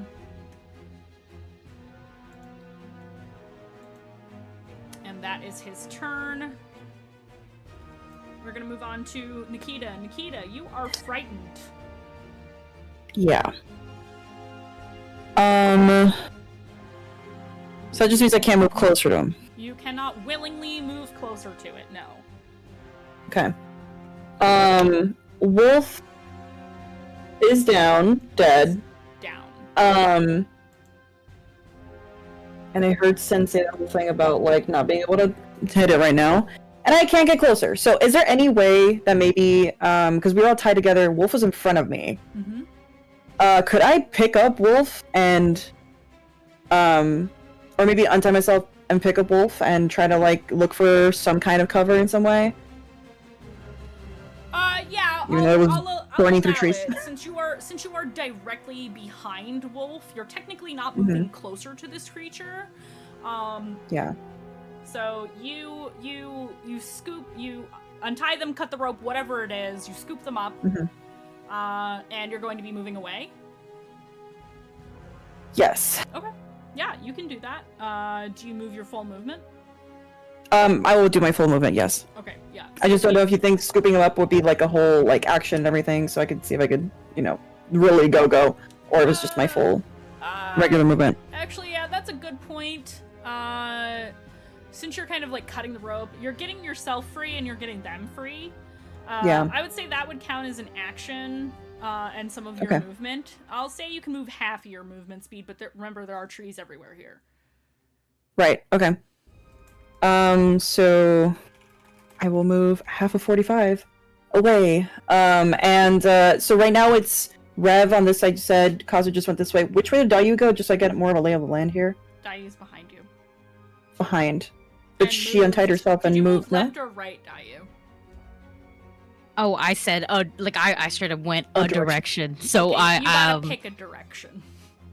I'll say, everybody's right? So I'll go left. Everybody's kind of around. So you can go backwards, yeah. you can go left, right, forwards. Forward is Back towards the left. creature. Back left. Back okay. left. Mhm. Yeah. So I will on go the back side- right. You're on the side that Rev is on. You'll go back right. Okay. Yeah. So you hide behind a tree. I'll give this to you as you look down at your friend. Lifeless. There's no breath whatsoever. Their chest is torn open by the claw of this thing, and they're actually already turning like pallid, like blue-gray, which is normally something that happens to a corpse hours after it dies. Okay. Wolf is dead. If you allow me for the turn, then I would like to set Wolf down. Yeah, I'll allow it. Sick. Do I have a bonus action? You untied yourself. Yeah, you've done That all the is- things. okay. You've done all the things you can do. Yeah. Valid. Okay, we're good. That's Okay. it for me. Moving on to Aurora. Okay. Aurora is pretty frightened of what's going on, Yeah. and seeing Nikita running away also worries her deeply. So she's going to look at this creature and say, "Go away!" and cast banishment. Oh, yeah, all right, okay. Charisma saving throw, DC 17. Thank you very much. I will do that. And you've rightly guessed that this horrific thing has negative charisma. Ay. That is a 19 on the die, minus 1, 18. What was the save? Ooh, 17. Oh. Alright. Unfortunately, Well- it does resist, but you are on a very good track. Then. Sorry, my dog is making so much noise now. I will use my bonus action to untie myself and run towards Nikita. I was at kind of the back of the group. Mhm. Is this my full movement? You can like basically it's a bonus action to untie yourself, and you can use your movement if you want. Yeah, I just mean to get to her. Is it my full movement? You're getting to Nikita? Yeah. Yeah, you can get there. Yeah. Okay, great. Okay. Is that your turn? Yeah, that's everything. Okay. So for the benefit of all, because we've been going for a couple of hours now, I got a little wrapped up. We're gonna take a quick break, about 10-ish minutes. Everybody go get a snack, stretch, be a human, and we will be back very shortly with the conclusion of this combat. Bye! See you soon! hello, we are back, most of us. Soul will be joining us shortly, and we're gonna get right back into it, back into the top of initiative for anyone who is just coming in at this point in the evening. Excuse me. A huge creature came into view, a huge festering creature that looks quite a bit like a night walker, has come into view and seems to have one-shotted the party's guide. So we are going to jump right back into it at the top of the second round of initiative here, and it is the Nightwalker's turn. So, to quickly recap positioning. So, I want everybody to imagine a rectangular area. The Nightwalker is at the top of that box. Revelation and I believe Aurora are on the left-hand side of that box. Oh no, Aurora's on the right. So, on the right-hand side, Nikita, Aurora. Back left is Dayu. Front left is Revelation. Kazuhiko is also front right in that area. And Sin, I wasn't quite sure where Sin was at. Had moved backwards. Okay.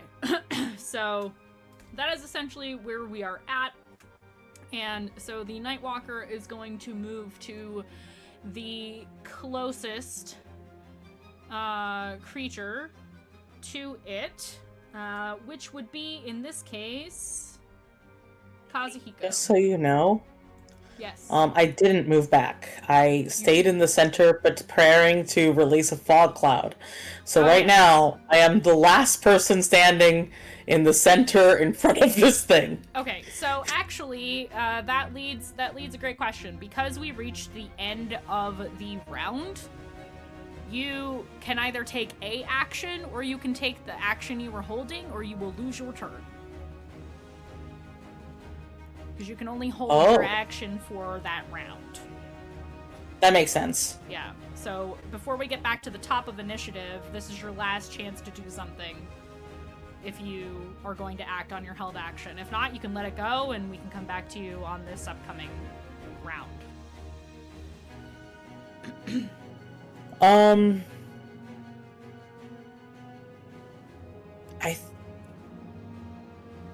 I hate to say this, but I think if it's not that action, I just lose the action, right? Correct. And yeah, I think I just lose the action. Okay. I think he's too terrified right now. Okay, then that means, let's see, there's 3 people who are closest to this thing. That would be Kazuhiko, Sin, and Revelation. So I'm gonna do a little roll here. Okay, so that's gonna be against Rev.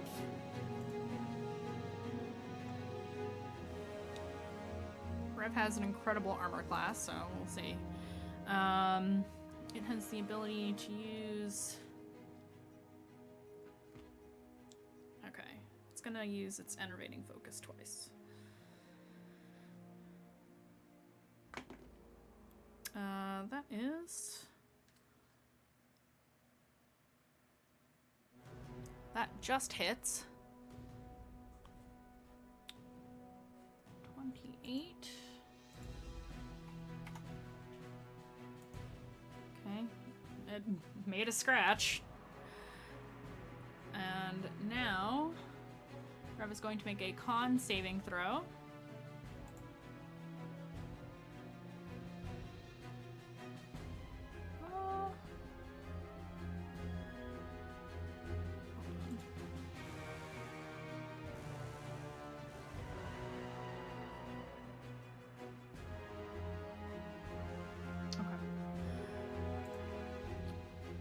By the amount equal to the necrotic damage taken.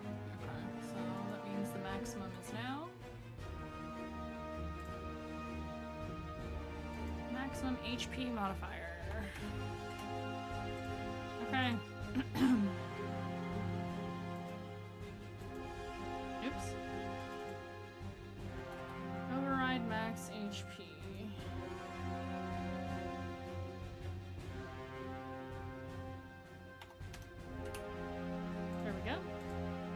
Okay. That is its first attack, its second attack. Oh, was that saving throw every single time? Any creature that starts its turn within 30 feet of the Nightwalker must succeed DC 21 Constitution saving throw. Okay, cool. We're gonna start that this round then, since I didn't realize it was every single turn. So we'll get to that next. That's a pain in the ass. Okay. Misses. It actually gets a crit miss on its second attack against Rev. And that is its turn. It did move to get closer to Revelation. So it has now shifted in the direction of where Rev is at. Dayu, I need you to make me a Constitution saving throw at the beginning of your turn, please. Oh, that's good. 21 is your target. That's 22. Excellent. So,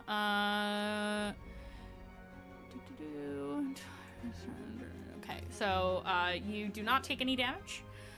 So you are good to go. You may now continue with your turn. Okay. Yep. Let me see. Is Nikita within my little 30 feet of running?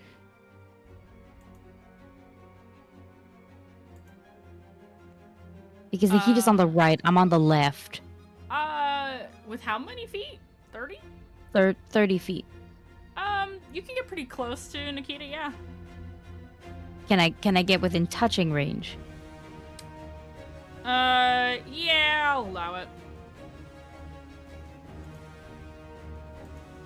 Never mind, 1 second. Yeah, no, that makes sense. Okay, cool. So I'm gonna run sprint over to Nikita so I can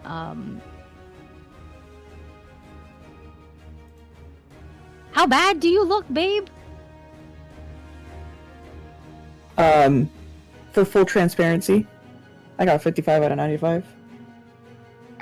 Okay. I'm gonna level 3 cure wounds that just to be safe. So 1 second. Just it's a lot of dice. Keep that out because I can give you extra with a d6. Yippee. I'm so good at healing. Okay. Okay.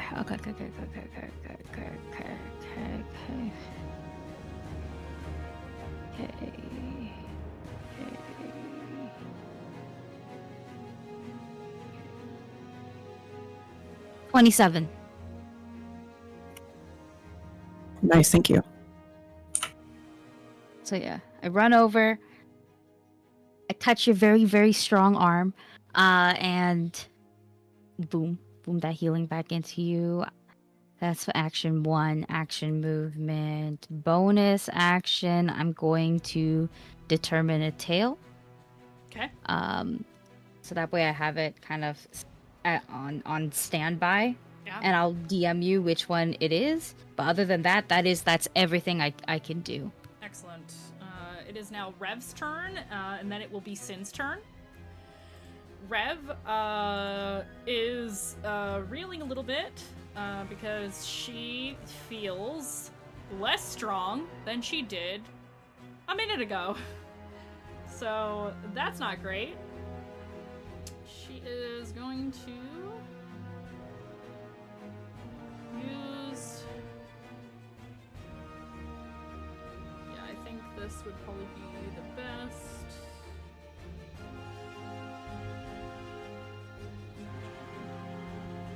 Okay, so... Let me double check. Hex weapon. Hex weapon. Double checking to see... Proficiency...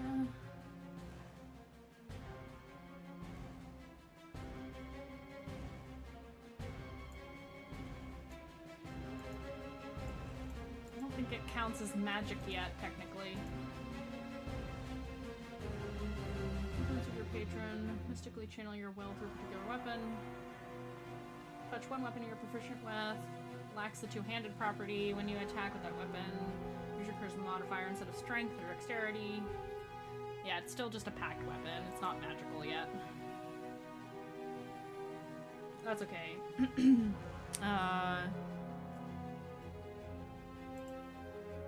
see.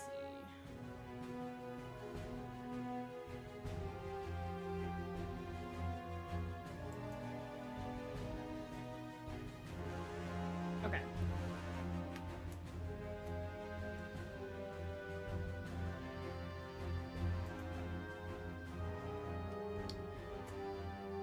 So, correction to what I said earlier, we did resolve this on the break.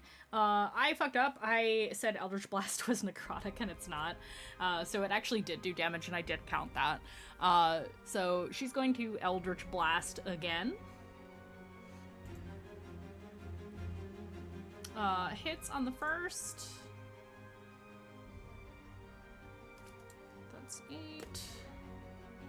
Hits on the second, I think. Oh yeah, super hits on the second. And then 10. So another 18 damage done. Force damage.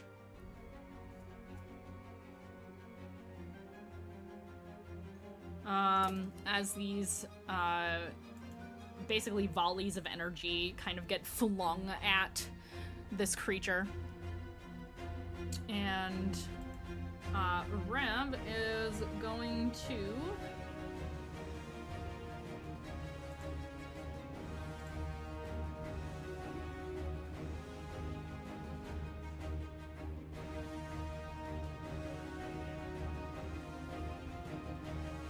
actually, I think she's going to hold her ground because she is now within melee range of the Nightwalker because it attacked her. Actually, it probably only moves within that 15-foot reach. She's gonna move closer to it so that if it moves away, she gets opportunity attack. So that is Rev's turn. It is now Sin's turn with Kazuhiko and Nikita on deck. Okay. As soon as it heads towards Rev, fear, anger. And if we're not running, we're killing. No one else is tied to the rope anymore. So Sin doesn't untie himself. He just, I don't think the rope would cause that much drag. He just rushes forward, with Dirk, and as he does, he commands Shadow to enter his other hand. And I'm going to use 2 charges of Dirk to do a Shadow Blade as my bonus action. And then I'm going to attack. Yeah.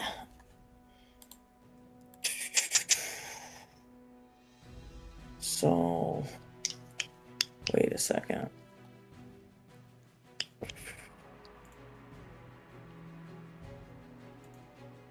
Oh, that means I can't do my 2-weapon fighting this turn, but I can just do 1 attack. So I will strike to hit with my Shadow Blade. Okay. Alright. So.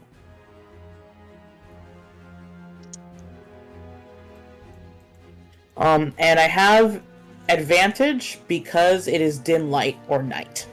Right? It is nighttime, right? It is not nighttime, but... It is not nighttime? Okay.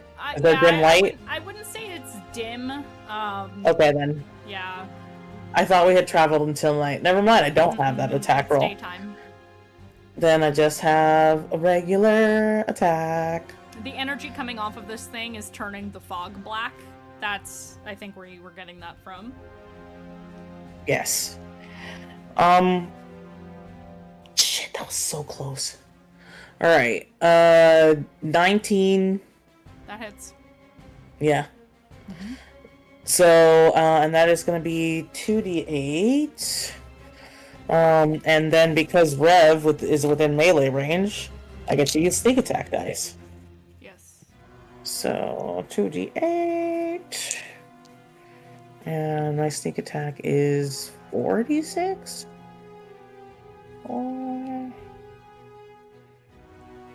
4d6, yes.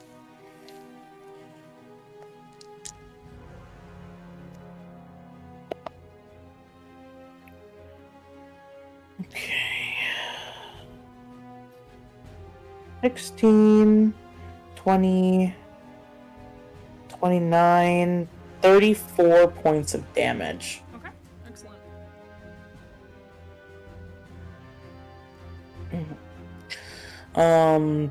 Yeah, 34 points of damage, psychic damage, in case that matters. It does matter. You're good. Okay. Seems to have landed. Yeah, and yeah, I've put myself right next to this guy, but that's my turn. Okay. Actually, because sorry, let's rewind a little bit. I need you to make that Constitution saving throw. Yes, I'm so sorry. Okay. Yep. Now Since now you're you within give me 30 the feet 20. at the start of your turn. 22. You succeed, so you are not affected by the aura coming off of this thing. Fantastic. Excellent. Okay, moving on. It is Kazu's turn and then Nikita. Kazu. Oops, I forgot to mark off his very big guiding bolt. There we go. I had him do 5th level because he's not fucking around.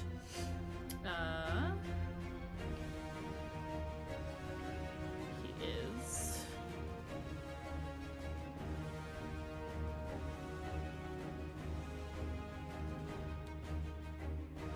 Gonna do it again, but at a lower level this time. Because he saw that it worked the first time. I'm just gonna roll in D&D Beyond. Actually, I think... No. Okay, he misses. Digital dice hate me. But that's okay, because... he's got...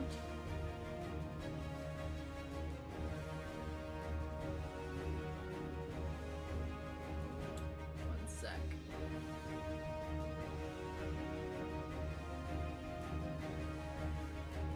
Yes.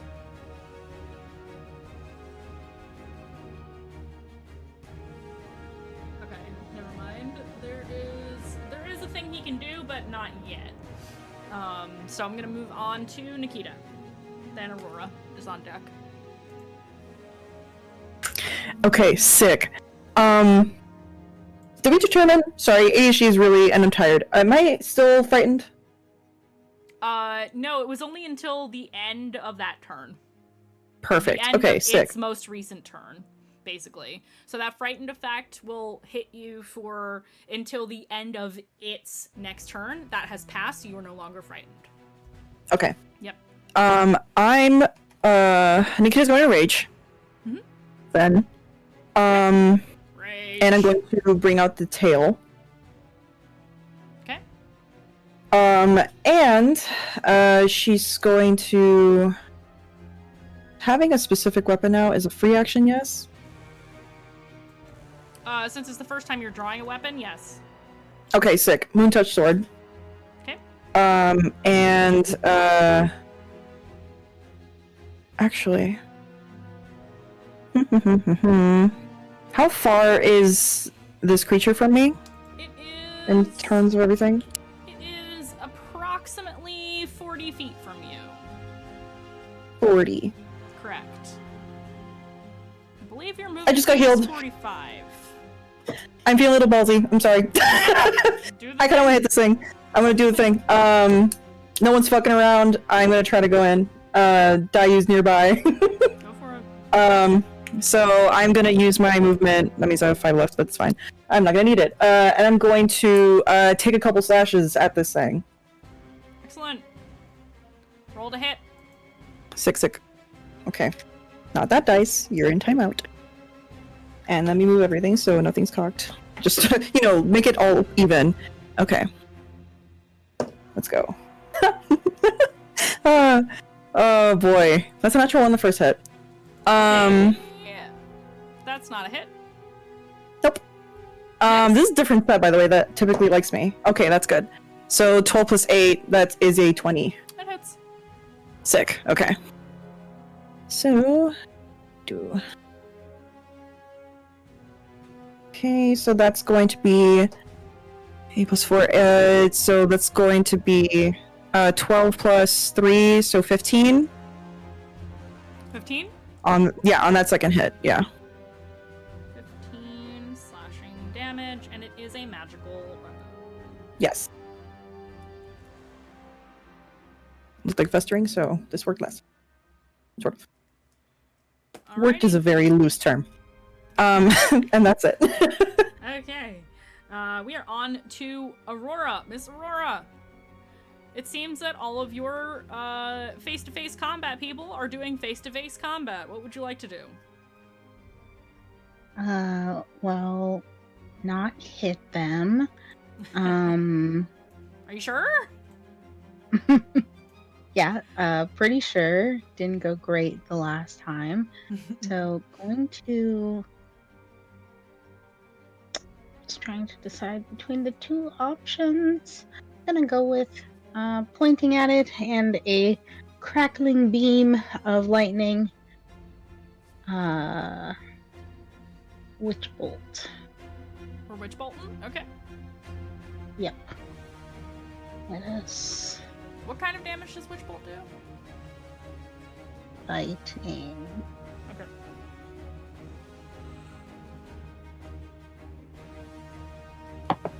Yeah, I have no idea what the lightning is going to do, so we shall see.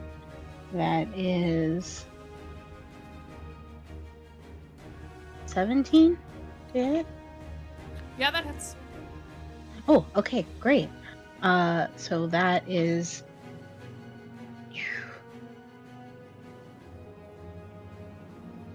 3d12. D12s.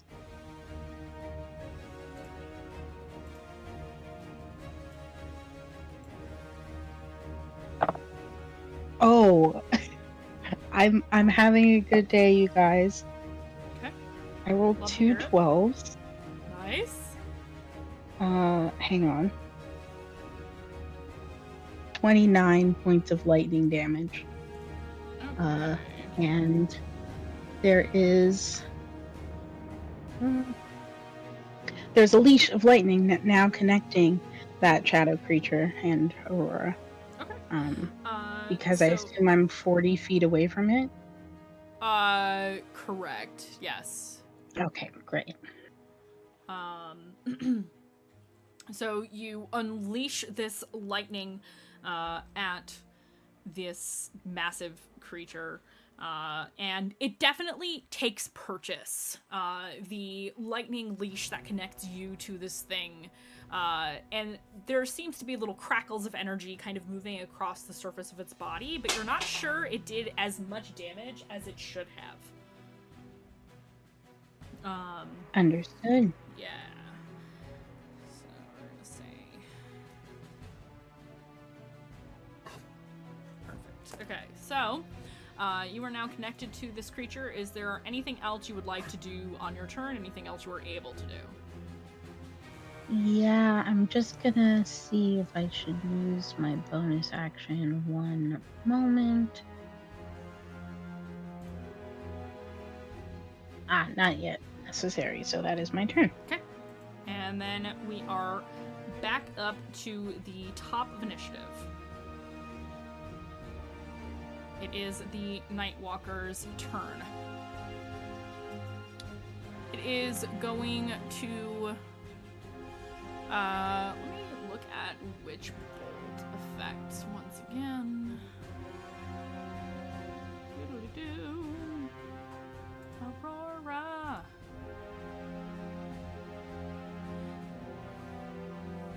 If it gets more than 60 feet or has total cover from me, the leash will end. That's helpful. Okay. Okay. That is good to know. It is, okay, so it has, wait, it's used one, so I'm gonna mark that off. It is going to use its multi-attack. This time, Mandy. yeah. So sorry to interrupt. When Kazu hit his guiding bolt, it landed? No, it did not, it missed. Okay, got you. Making sure. Yeah. Keeping track. Yep. Good call out. But it did miss. It is going to point at Aurora. So even though it is in the midst of fighting all of you, it does not seem concerned. It raises its gnarled, clawed hand and points with a singular finger at Aurora. Aurora, I need for you to make a wisdom saving throw, please.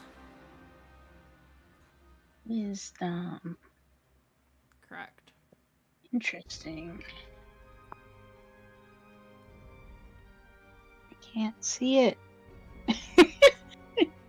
That's a natural 1. Okay. You take 26 necrotic damage. Ouchie. Yeah, this thing's pretty high challenge rating. Not that I care about challenge ratings, because they're pointless. I've thrown equally strong things at you all that you've obliterated.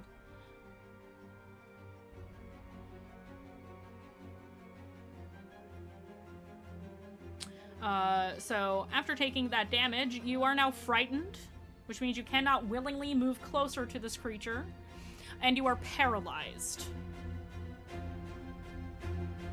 Which I believe is going to end the spell. Hang on.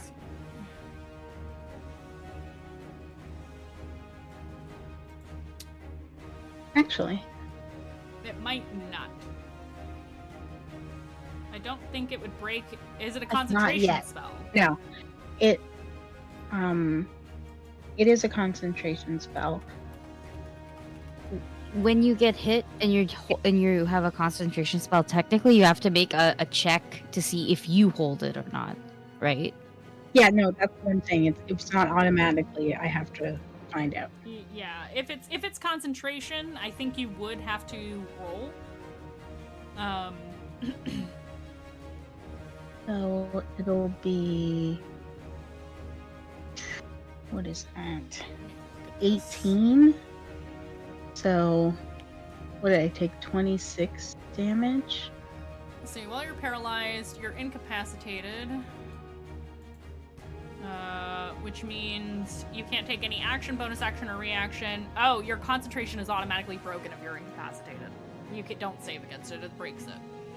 Oh, okay. That does Yeah, not according- say on what I have, so that is helpful. Okay, yeah, if it doesn't have the concentration tag, let me double check. No, it is concentration. I know Oh, that okay. it is. Okay, So then it yeah. breaks it. it's definitely a concentration spell. It's Got it. just it's incapacitated that I was confused about because what I Yeah. have in front of me does not contain that. Oh, did it take me to the wrong? It shouldn't have. I was gonna say the first part is the new rules. Legacy is at the on. bottom. Where does it say? Where does it say that? Because I'm looking at. Hold on.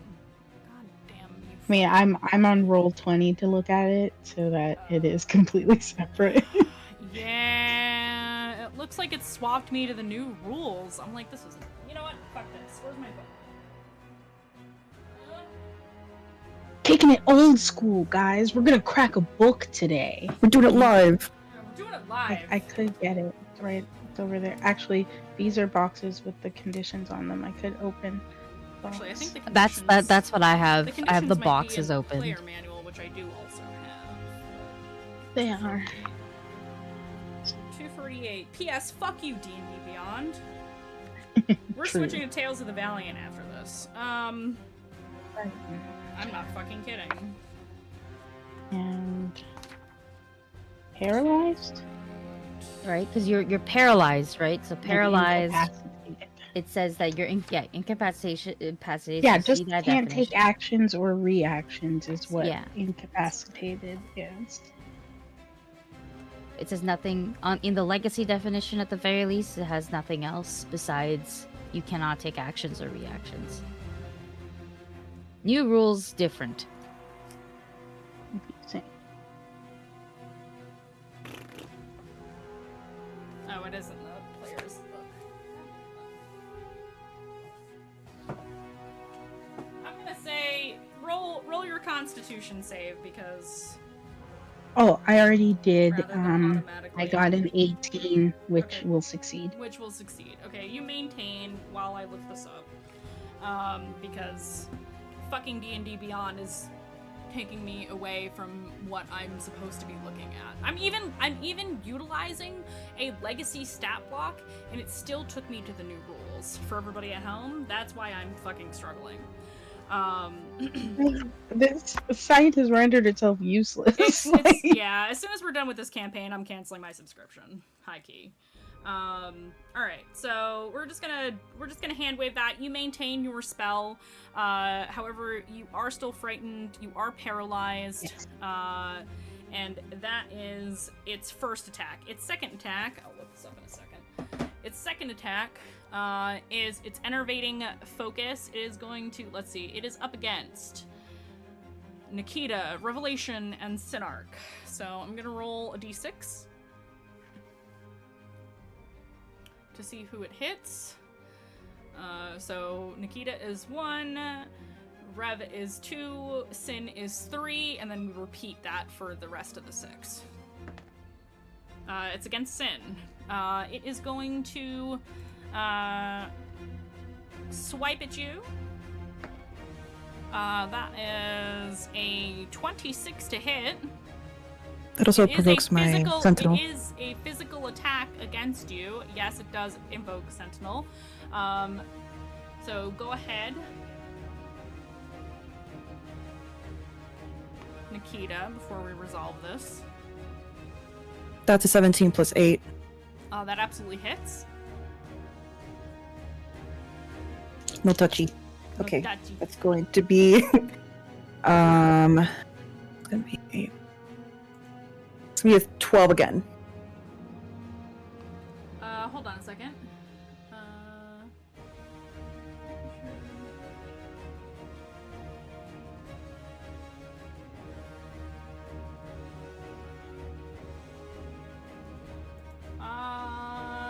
It says when a creature within 5 feet of you makes an attack against a target other than you and the target doesn't have this feat, you can use your reaction to make a melee weapon attack against the attacking creature. 1 attack. Right, yeah, that's the one. Okay, and that was how much damage? 12. 12.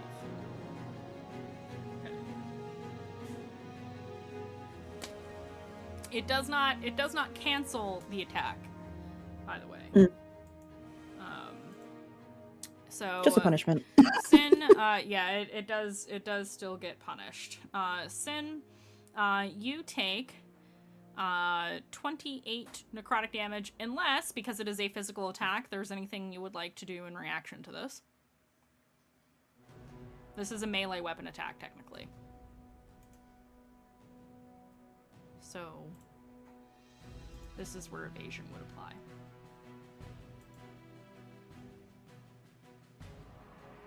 You're muted, babe.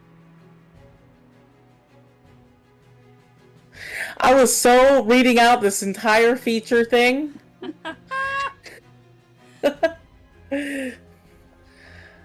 that's a dex saving throw. Never mind. God damn it. You don't make a dex saving throw against this one. But you might be able to do uncanny dodge. Yeah. And so is this thing undead or no? It is festering. So it doesn't count as an undead. No. Okay. Thank you. All right. Yeah, I am gonna use my dodge, my uncanny dodge. So I'll use my reaction to half its damage against me. Okay. So instead of the 28, it's 14. 14. Yeah. You still need to make that con saving throw. Okay. DC 21, right? Yes. No, that's 17. Okay, so now that somebody has failed this, your hit point maximum is reduced by an amount equal to the necrotic damage you just took. Override max HP. That reduction will last until you finish a long rest. Okay. I go from 66 to 52. So the way, do you know how to change override your max HP temporarily? Yeah, Okay. I touch my HP and I put the new number in override max HP. Yep, perf. It's nested, so I just want to make sure. Cool, perfect. Anything else? Oh, that's my turn. Haha. Yeah, that's your turn. Then. That's it for my turn. Yeah, we got sidetracked in the middle there because of the stupid definitions. So moving on to Dayu, and then it is Rev, and then it is back to Sin. Jesus. You are not within 30 feet of this thing, so you do not have to make that save. Everybody else who's Nice. within 30 feet will have to do that. Okay. How are we all on health? How do y'all look like?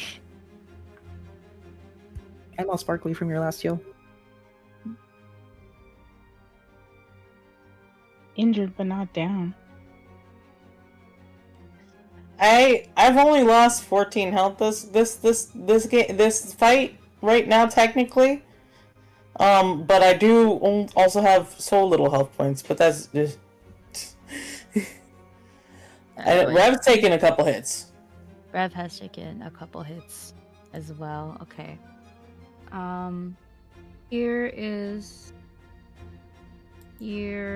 what I could survive 2 hits. Does that help?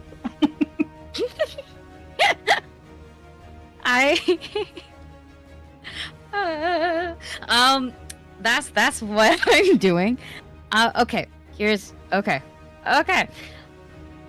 I'm going to use my action to bestow a tail.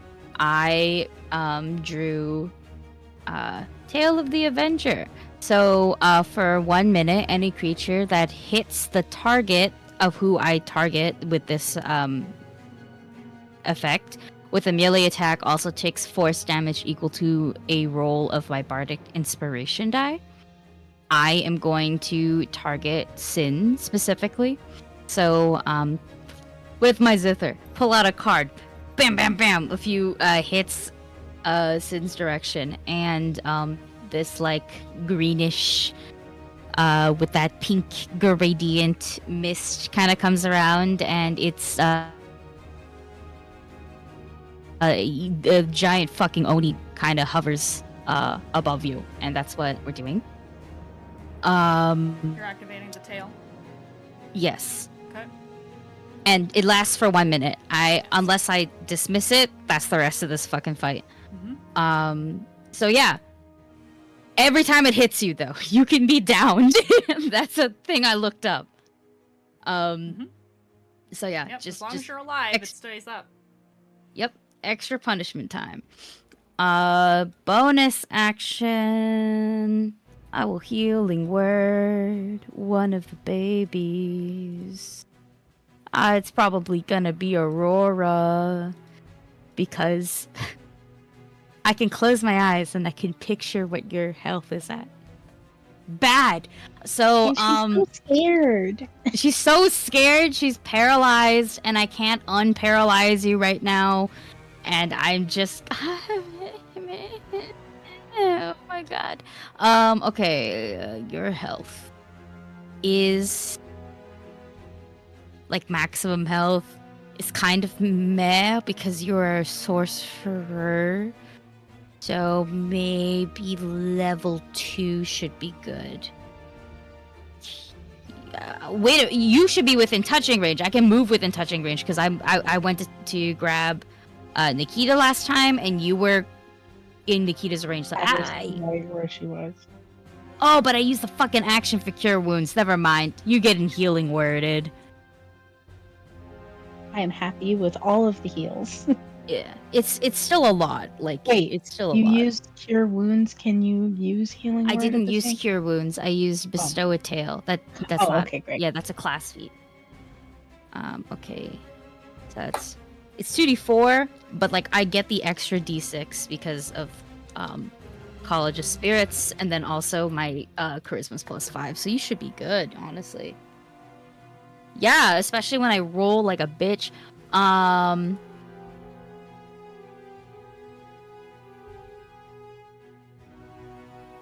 Yeah, that's 17. Healing? 17 healing. Nice. To Aurora. Hey, that's great. Thank you. That is so good at healing. Yeah. I've never rolled this good for healing for anyone besides Dayu. Damn.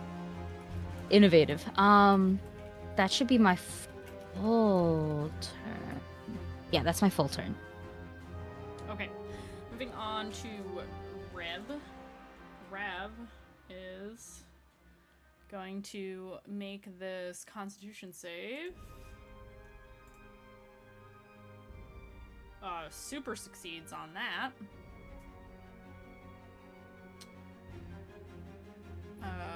And is going to, at this point, use her packed weapon, because melee range, and is going to do the first attack. First attack hits and does not very much damage. However, there's a reason for that, because it's not a magical weapon yet. But that allows her, because she hit, to pump a Divine Smite into this thing. So that's the bonus action, which you take immediately after hitting a target with a melee weapon or unarmed strike. So she's gonna use that spell slot. We're gonna do that 3d8 radiant damage. That's another 17 on top of that for the first hit.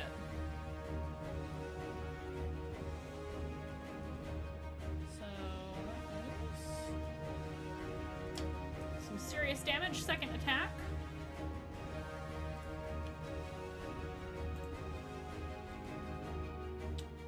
Oh, just barely misses. She does not hit on the second attack, but did some decent damage on the first. And now we are up to Sinark with Kazu and Nikita on deck. Okay, now, since I'm already with this thing and I already have my blades out, I'm just going full attack mode on this, because I'm not running as long as Rev isn't running. So first I'm gonna try and hit with Dirk, which is even easier to hit with Dirk because I'm dual wielding. So it's a +10 to hit with Dirk. Love that. That is 15, so it's 25, definitely hits. And Rev is there, so I get to... so I'm dual wielding, so it's 1d6 +7, and then I get to do my sneak attack because Rev is right there for another 4d6. So 1d6, 4d6.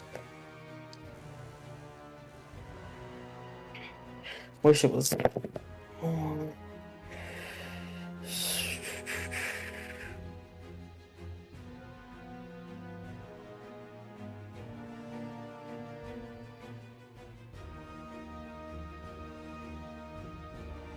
That's 25 points of damage on the first hit, and then I'm going to... What did you use to damage it? Are you using Dirk? Dirk, yep. Okay. It is a magic weapon. 25 points of damage, or how much to hit? What was it to hit? 20. It was 25 to hit. Okay, that definitely hits. And then 25 points of damage. Oh. No, wait, 25. that's more. That's more because Yeah, I rolled 3 6s and 5 and a. Wait, I did my math wrong. 18 plus 5 plus 2. No, that's right. Set 25 points. I know math. I'm the accountant. So 25 plus 7 because Dirk has a plus 7 to hit, plus 7 to damage when dual wielding. So that's 32. 32 points of damage on the first attack. Yeah, 32. Okay, that's what I thought. So that is... Okay, so you definitely hit this thing. Any of your second attack? Yep, I'm doing 2-weapon fighting, so that means that I get to use my bonus attack to attack again. I don't add my ability modifier to the extra attack's damage. Okay, so...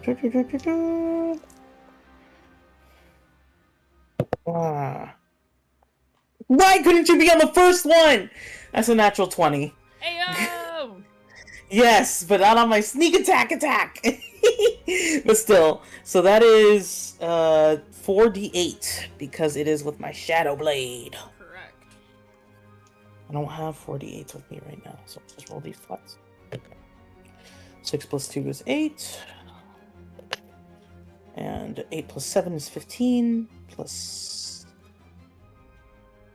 8 is 23. So another 23 points of damage, psychic damage, from the Shadow Blade. How many? 23. 23, thank you.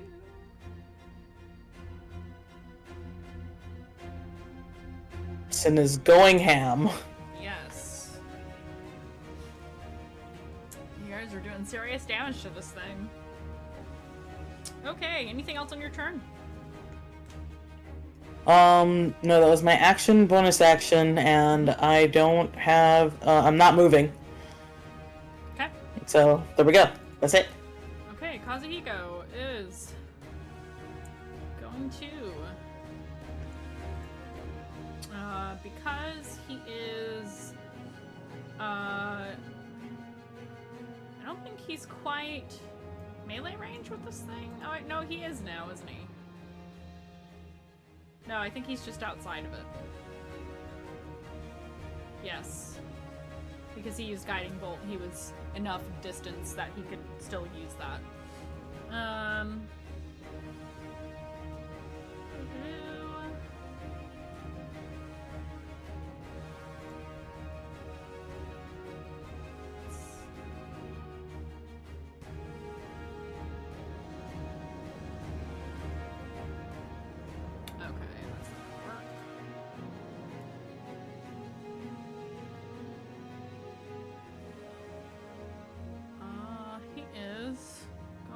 To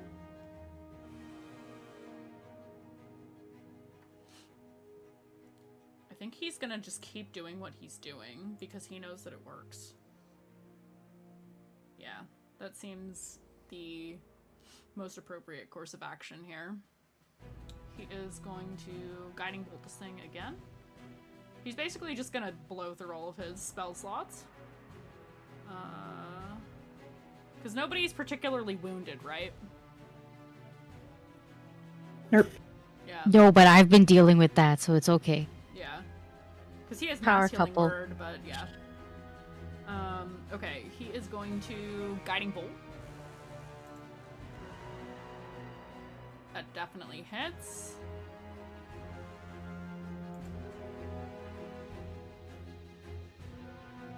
Holy shit snacks. It's another 28 necrotic damage. You mean radiant, right? Did I say necrotic? It's radiant. Yeah. Great. I don't know why I have necrotic damage stuck in my fucking head today, you guys. I seriously don't fucking know. Radiant damage. It does radiant damage. Seriously, I don't know what's wrong with me. Okay, moving on to Nikita. Hi. Hello. So that means advantage, yes? Correct. Also, when you make your first attack on your turn, you decide to use to attack recklessly, giving you an advantage on melee weapon attack rolls during this turn. So that also counts for the second one. So I'm still gonna attack recklessly. You don't need to. Just because of the second one, the second attack. You don't get advantage twice, so. Okay. Like you could you get advantage from the guiding bolt. Right. If I were to do the reckless. You could attack recklessly on the second attack if you wanted to. Okay, got it. Because it says when you make your first attack on your turn, so I wasn't sure if it had to be on the first specifically because of the wording. First attack for reckless. Yeah. It says when you make your first attack on your turn. Yeah. It cancels out your reckless, unless you'd rather do reckless, but I don't know why you would want to do that. Yeah. Only because of the second one. But you know what? I still got a luck die, and I'm feeling a little whatever. Screw it. So I'm just gonna go ahead and attack. Advantage on melee weapon attack rolls during this turn. Oh, to get advantage on both. For the second. Yeah. You could choose that if you prefer. I don't think there's a rule against you doing that, but that means attacks against you will have advantage until your next turn. Yeah. Which I have my Tailor, which is like sole chance, but you could try. I'm just gonna take my guiding bolt one for now. Okay. Okay, so first attack at advantage. Add advantage. Sick. Okay. So that's gonna be a 22. That absolutely hits. Do we want to do the damage on this die first, and then the second hit, or how do we? Let's do that. Let's do damage per to keep it easier, so you don't get confused. Yeah. Sounds good. So that's 5 plus 4, 9 plus 3, so it's 12 damage on the first one. Okay. 12 is a magic number right now. I don't know what's going on. All right, and then the second hit or attack. I mean, it's just gonna be base roll. Okay, that is a 20. That hits. Oh, sick. Okay, cool. Woo. Okay. 2d6. 9 plus 4 is 13 plus another 3, so 16. Okey-dokey. Or slashing. Okay. And that's your turn? That is my turn. Aurora, Not moving. You are still incapacitated, my dear. Yes, however, something that you'll note is that because she couldn't use her action, the lightning whip does now fade. But for flavor, it dissipates back into Aurora, and she begins crackling with energy around her as she cannot express the leftover energy of what's happening in her current state. Okay. I would love for you to roll me a D100, please. Ooh, okay.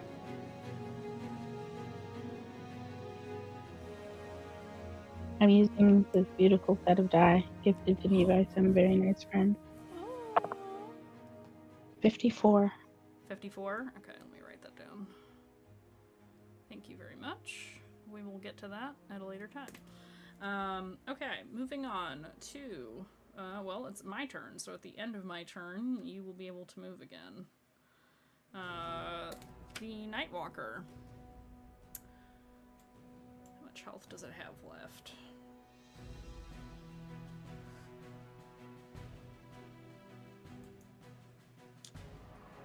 Oh, Nikita. We're gonna rewind a little bit. Nikita, I need that con saving throw. Gotcha. And I think I made Sin do that already. 15 plus 7. 15, what'd you say? Sorry, 15 plus 7, so 22. Oh, you succeed, so you're fine. Sweet.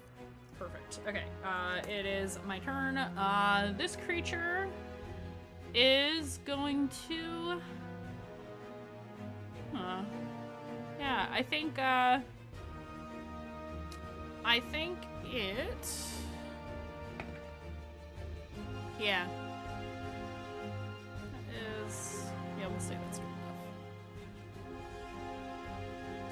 enough. You all watch as this creature begins to melt into the ground.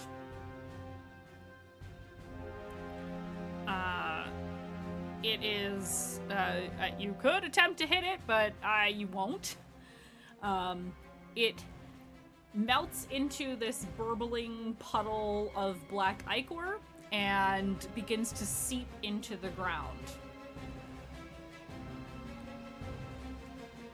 As that happens, you wait for a moment, thinking it's going to resurface. It doesn't. You wait until the only sound left is your quickened and ragged breathing of physical exertion, and you realize that you are alone.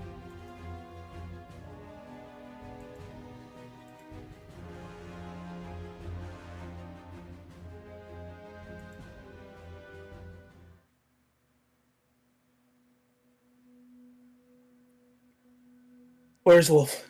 Check on Wolf. Let me go vibe check it, please. The state of this body.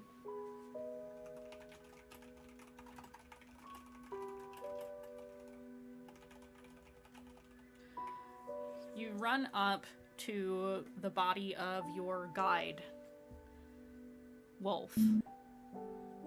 The druid that you all found lost and with no memories all these months ago.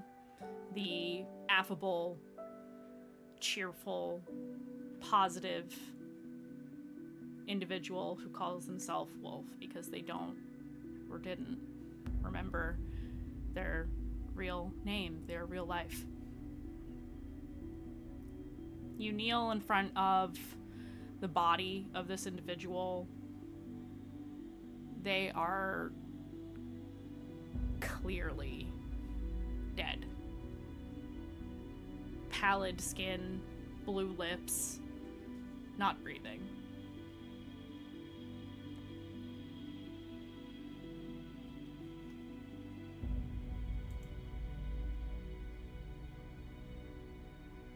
If I were to use Revivify, would it work on him? Roll me an Arcana check. Can I give myself Skittles? Yes. Thank you.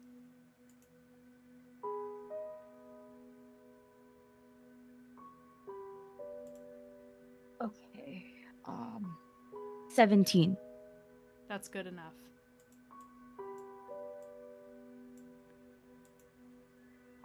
You've seen a similar effect in a book somewhere. This creature had the ability to eat life. A creature reduced to 0 hit points from damage dealt by a creature with this ability dies and cannot be revived by any means short of a wish spell.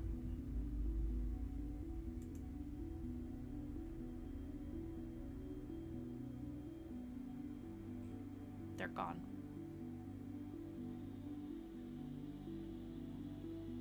My face is numb.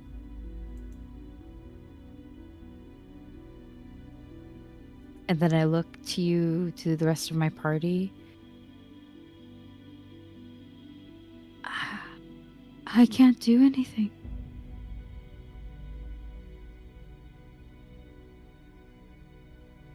What do you mean?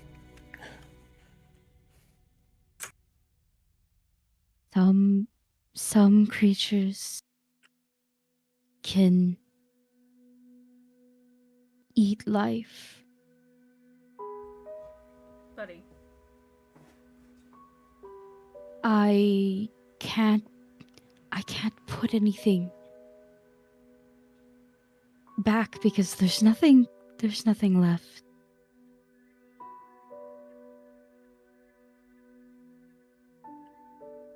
Aurora bursts into tears and just sits down on the No. ground.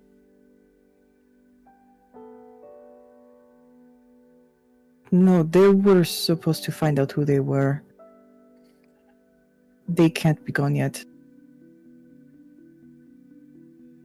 I don't... I don't think there's even a soul for me to reach out to. You don't see anything. GM, I don't see anything, do I? No, there's nothing. There are other spirits here, but not Wolf. It's all empty.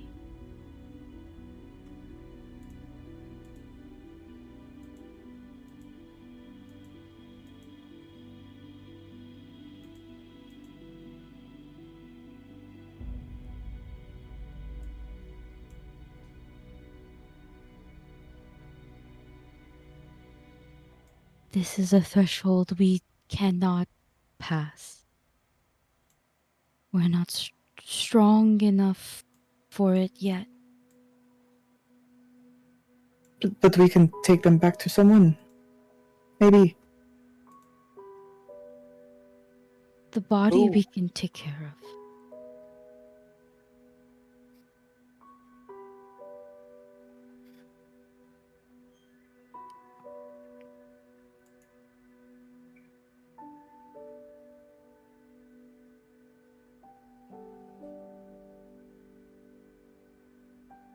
So now we're just stuck out here in the middle of nowhere in a forest that moves around with no one to help us look around, and we're gonna get lost here and stuck forever.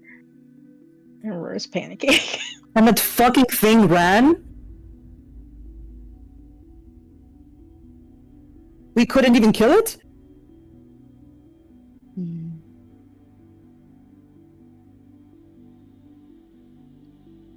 Fucking bullshit. Dayu, are we going to carry Wolf along with us, or are we going to do the rites here?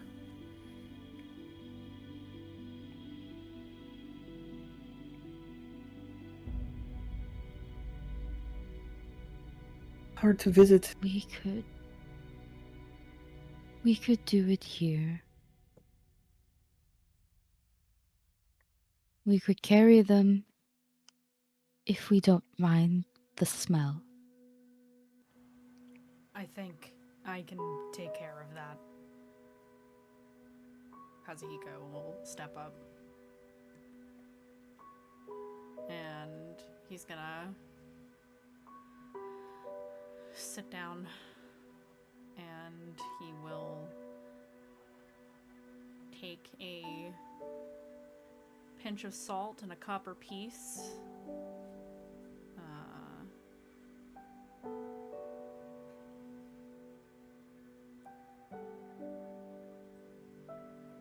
Placing each over the eyes of Wolf.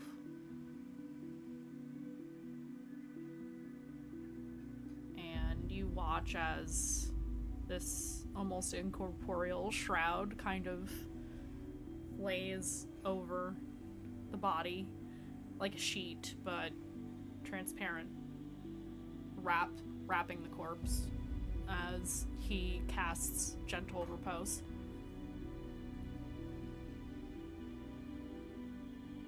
This will keep her from decaying for the next 10 days, and I can cast it every 10 days. I can keep the spell prepared. If I may, we will be going to a tomb near a waterfall. Perhaps we could lay her to rest there.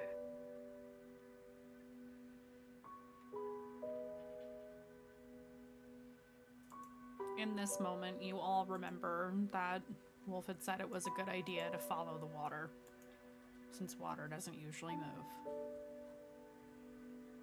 like other locations in the wild. Yeah, keeping her. And Sin is choking up. And he swallows, and he's like, keeping her with us till we find some water. Till we find the place. I think that's best.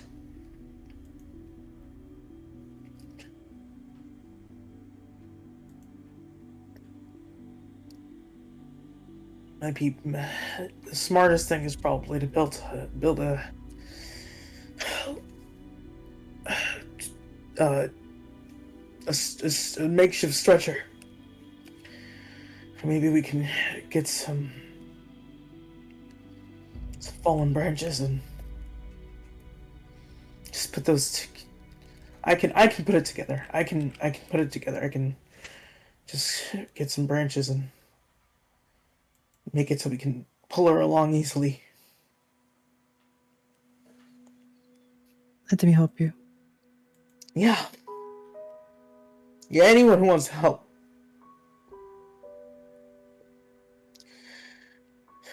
It'll be good work. It'll be good. We barely even got to fight, so it'll be good work.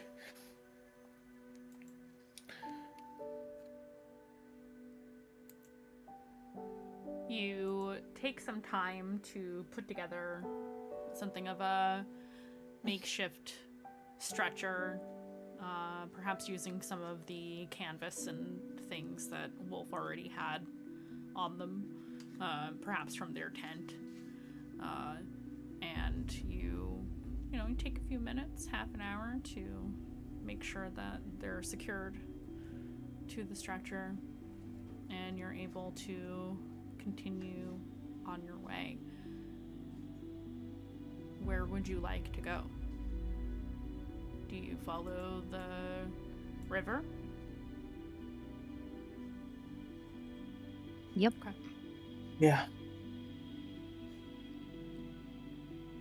You continue onwards.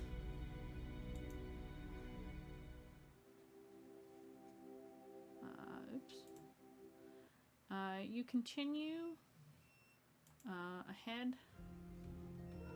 That's way too heavy. Excuse me. What? Yeah, you know what? We'll just keep this on. Actually, this is a good trick. You continue on throughout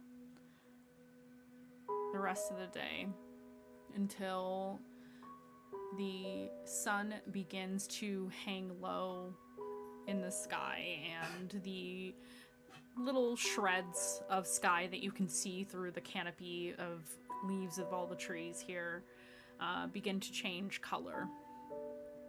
You reach another bend in the river, thinking back to the last bend you saw where this creature emerged. But you are delighted to see that at the end of this bend there seems to be a drop-off, a waterfall.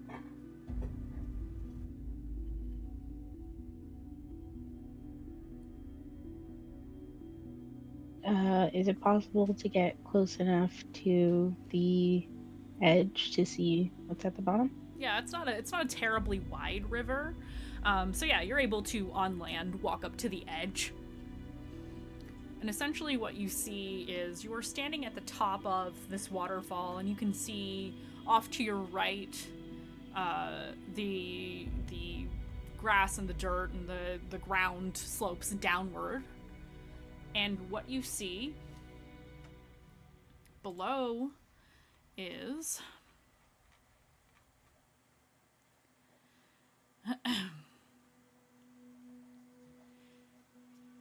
at the bottom of this waterfall is a crescent-shaped pool. It looks like the moon.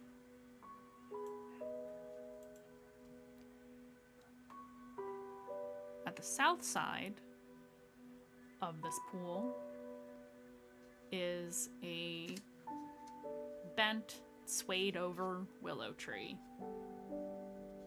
And underneath this tree is a large headstone. This looks exactly like the illustration in your grimoire. This is the Ashspark family tomb.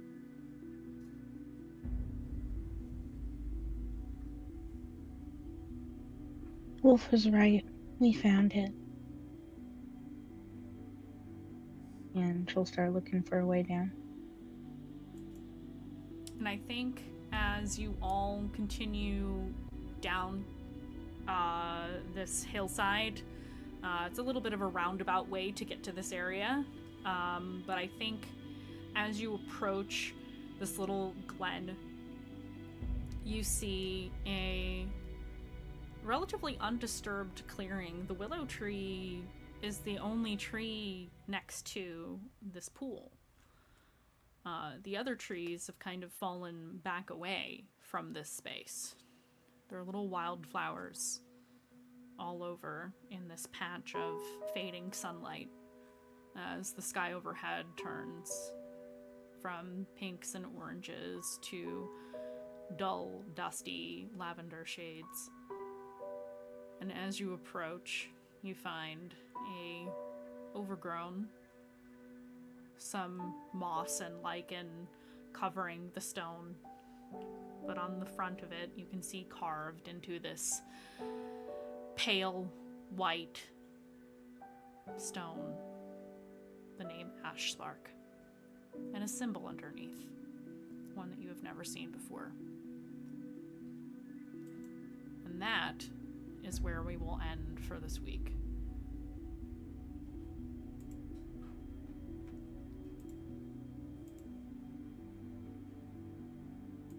Ending after a death at a gravestone. Yes.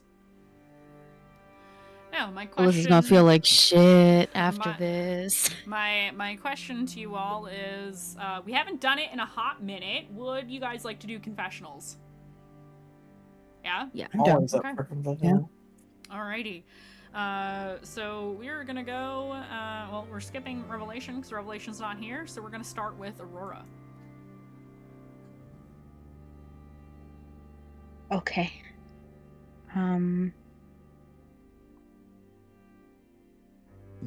It's the moment after we just left. Aurora looking down at the Ashspark grave marker. And she just says to herself,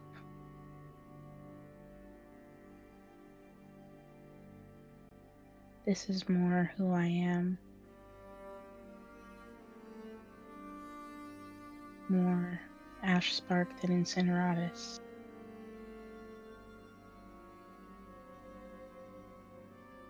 Almost the last one.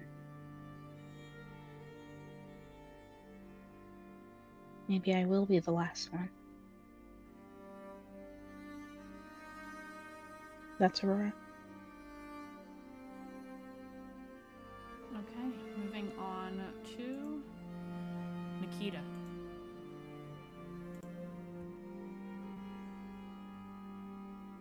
I think for this confessional, I think it's going to be more her internal thoughts, purely on the fact that Wolf, for her, represented someone who has a more positive outlook on their memories and figuring out their past, and seeing how much of a little spark they were and how excited they were to and proactive they were into figuring all that out. It kind of, it didn't make Nikita necessarily want to do that for herself, but she was really rooting for Wolf because they had a drastically different relationship to it than she did. Does. So now seeing that Wolf cannot reach that goal, not even in undeath, where we could have followed them around to even figure out that information for them. And it's just gone. They're just gone. I think he was very heavily affected by this death. And especially after the night before, how she just repressed, looking for more answers for herself. I think she's reassessing a bit more of her own privilege in the ability to be able to search for her past and look into it more and just learn more about herself.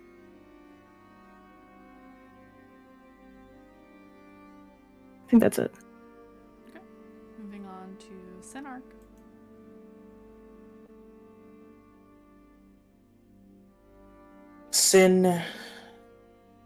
Sin's hands are not stopping from shaking.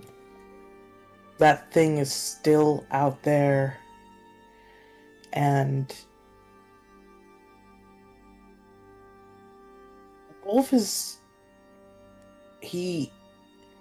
out of everyone that he expected to be in danger.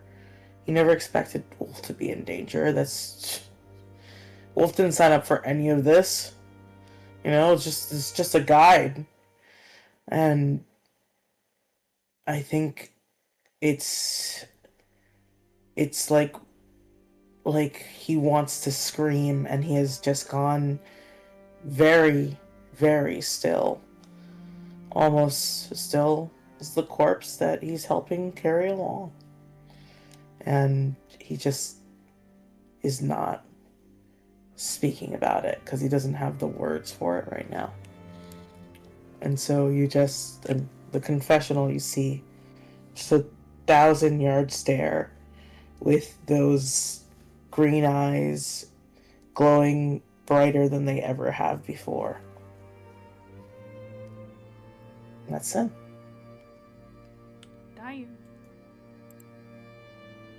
If I may, I am going to take us through several moments in time here, as everybody is making the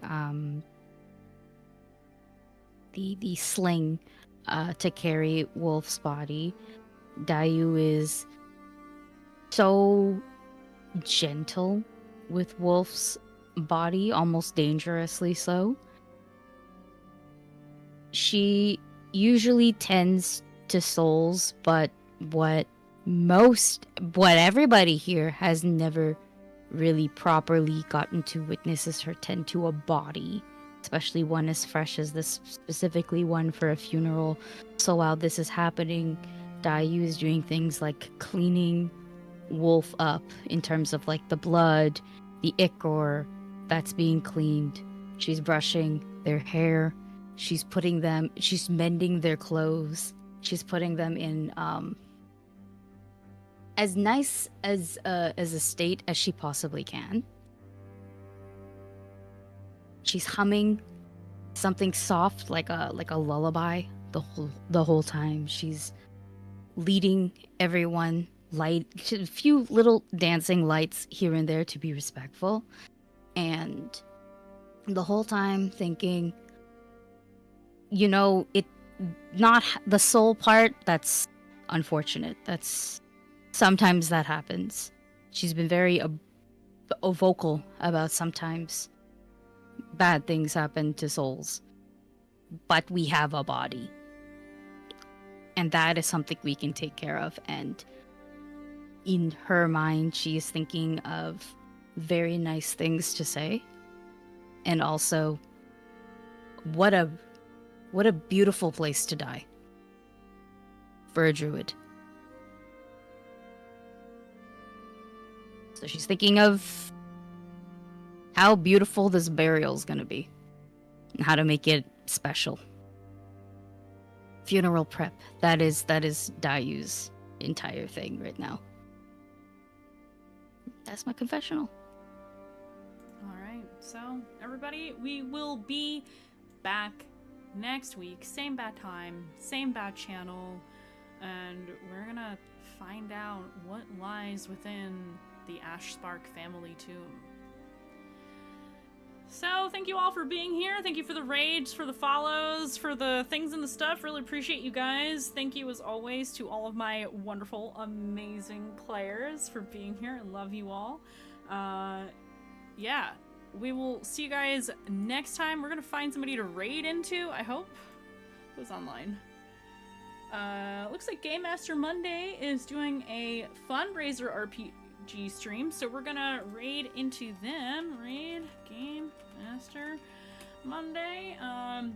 everybody say hi to my friend Game Master Monday. They've run some great games. I've played on that channel before. I think several of us have, actually, at this point. So yeah, definitely check them out. It looks like they are doing some fundraising. Not sure for what. Can't read it. It's cutting it off. But I will be joining you guys in this raid as well. So everybody show them some love, and we will see you guys next time. Have happy gaming. See you next time. Bye.